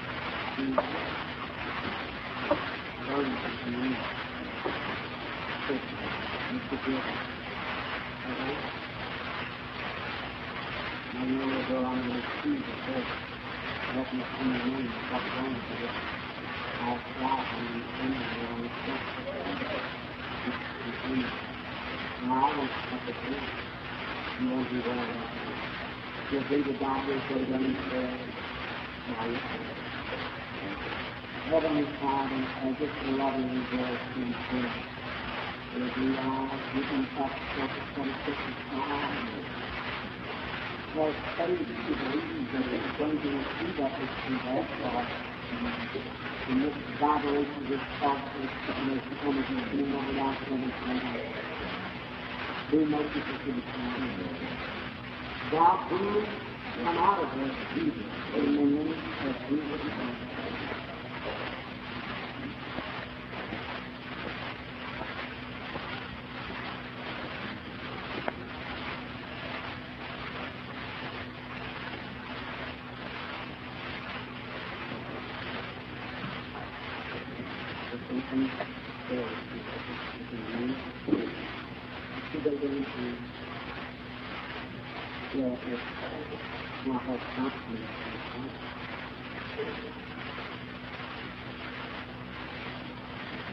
Heavenly Father, be merciful. A lovely little girl is suffering from that. And God, will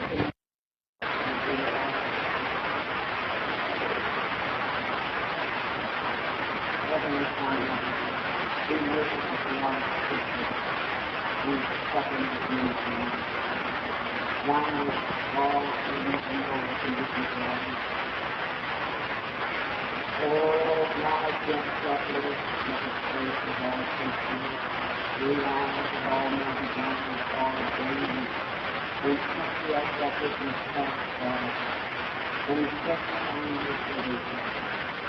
Knows to be used. Not even not spoken spirit. Believe or leave in the name of Jesus Christ.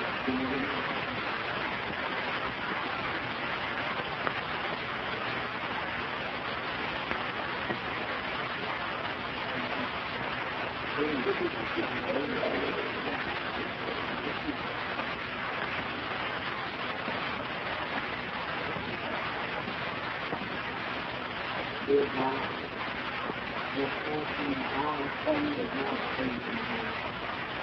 I believe in you that they have taught the idea that they can talk of Jesus. I pray, Father, for my prayer brother and suffering. Faith and song to take his life. The blessing, Lord. Respect the prayer of his person. Come out of him not being there. In the name of Jesus Christ. You really have a party about these people and things. I bless them, then I thought that's only again, and I knew somebody was over. Thank you. Soyez respectueux, vous qui êtes dans l'auditoire, là-haut au balcon. Gardez la tête inclinée, s'il vous plaît. Cela l'a quitté à ce moment-là. C'est revenu sur lui. Et j'ai su qu'il y avait quelqu'un qui avait la tête levée.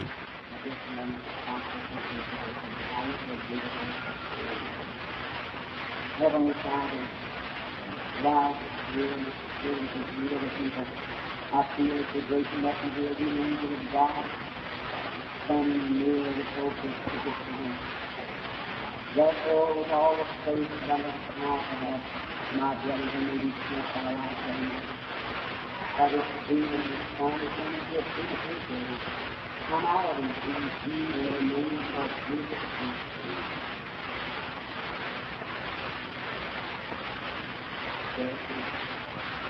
Everybody is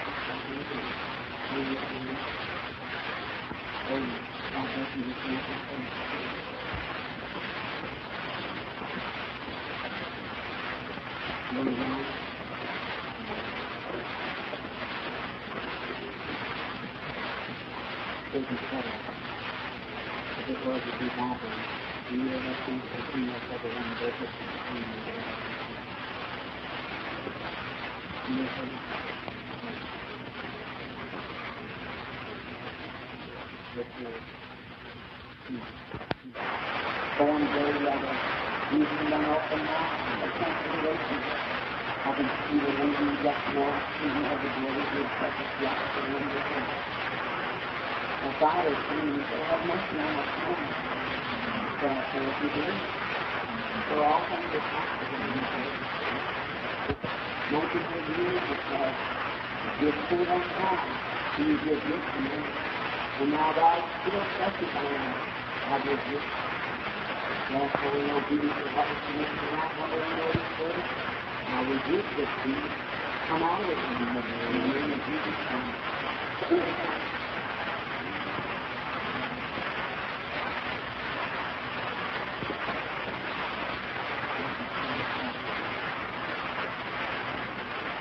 Je vais peut-être laisser l'auditoire se reposer. Si certains d'entre vous veulent regarder, vous pouvez lever la tête. Combien m'ont entendu expliquer ce que sont les vibrations? Levez la main. Combien ici comprennent comment le don vient? Cette vibration que je ressens dans ma main. Levez la main.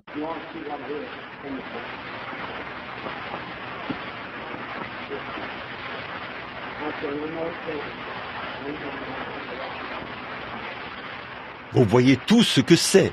C'est chimique.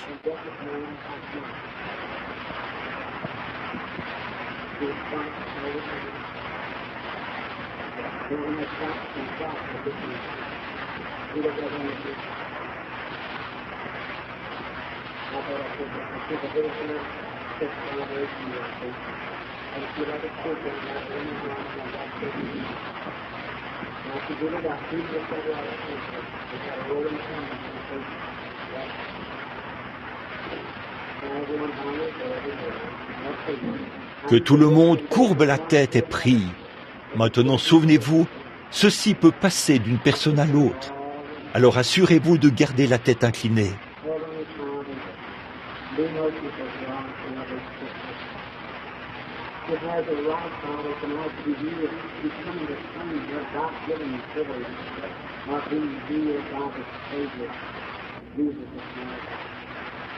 Therefore, Father, give our children faith.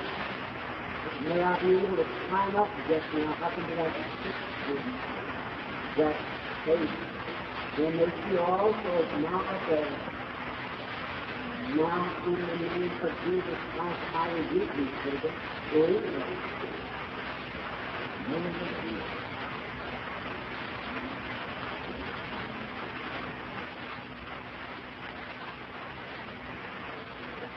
S'il vous plaît, ne levez pas la tête, mes amis. En fait, ça fait obstacle à la dame. Ce doit être un cancer plutôt qu'un problème gynécologique, parce que c'est vraiment provoqué. Maintenant, gardez la tête inclinée, partout.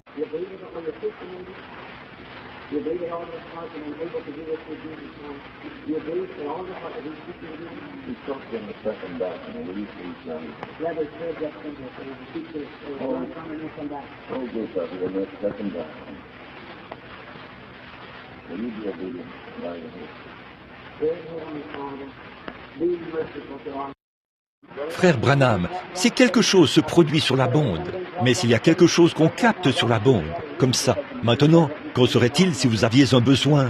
Vous voyez, je me pose parfois des questions. J'aimerais aller chez vous, mais je ne pourrais même pas. Quelque part, quelqu'un se mourait, et on voulait que je vienne en avion. On voulait m'affréter en avion. Une femme a appelé de là-bas, de tout là-bas dans le Missouri. Elle a dit, attendons au bout du fil. Elle s'était agenouillée devant le combiné. Elle pleurait et me suppliait de prier, de rester avec elle au téléphone comme ça, de ne pas raccrocher. Elle voulait m'affréter en avion pour que je vienne jusque dans le Missouri, où un petit bébé se mourait. Oh, c'est pitoyable. Mais qu'est-ce qu'une personne peut faire? Ça vous ferait perdre la raison à force d'y réfléchir. Des choses comme ça qui viennent de partout. Je parlais à ma femme. Elle disait qu'il y avait des foules de gens et tout. Oh là là, j'ai reçu 1500 lettres que les gens m'ont envoyées en 10 jours. Bon, cette petite fille est aveugle. Il n'y a aucune vibration dans sa main. Elle est infirme, bien sûr. Ça ne produit pas de vibration. C'est juste une maladie microbienne. Donc, je vais simplement devoir croire. Je crois que Dieu va la guérir. Vous croyez cela? Maintenant, souvenez-vous, je vous ai dit, je veux vous demander, je veux lui parler un peu. 2 soirs où je dois prier pour les malades et peut-être donner quelques témoignages au sujet de certaines choses. Maintenant, gardez la tête inclinée. Je vais demander à Dieu de tout mon cœur de... Souvenez-vous, je ne suis pas un guérisseur, c'est Dieu. Petite fille, tu aimes Jésus, n'est-ce pas, ma chérie? Alors, je vais demander à Jésus de te rendre la vue, ma chérie, de faire que tu puisses marcher. Bien-aimé Jésus, envoie tes bénédictions divines sur cette petite fille. Fais que ses yeux qui sont maintenant aveugles puissent voir de nouveau.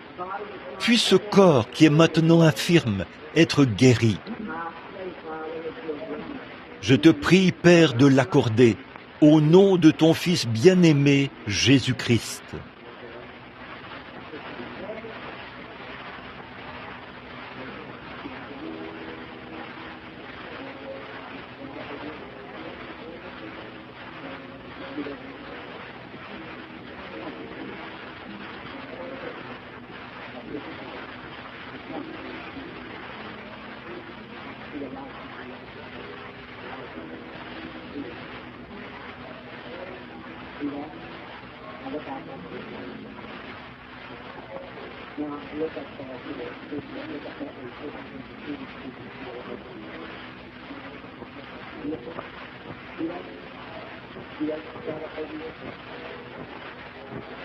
All right, you can raise your head on.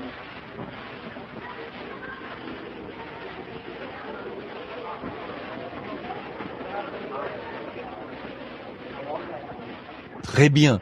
Vous pouvez lever la tête, vous qui êtes dans l'auditoire. Le cristallin et tout était complètement voilé en quelque sorte, mais ça s'est suffisamment rétréci. Quand quelque chose meurt, ça se rétrécit, pas vrai? Il y a suffisamment de rétrécissement dans les yeux de l'enfant pour qu'elle puisse voir les lumières de la pièce.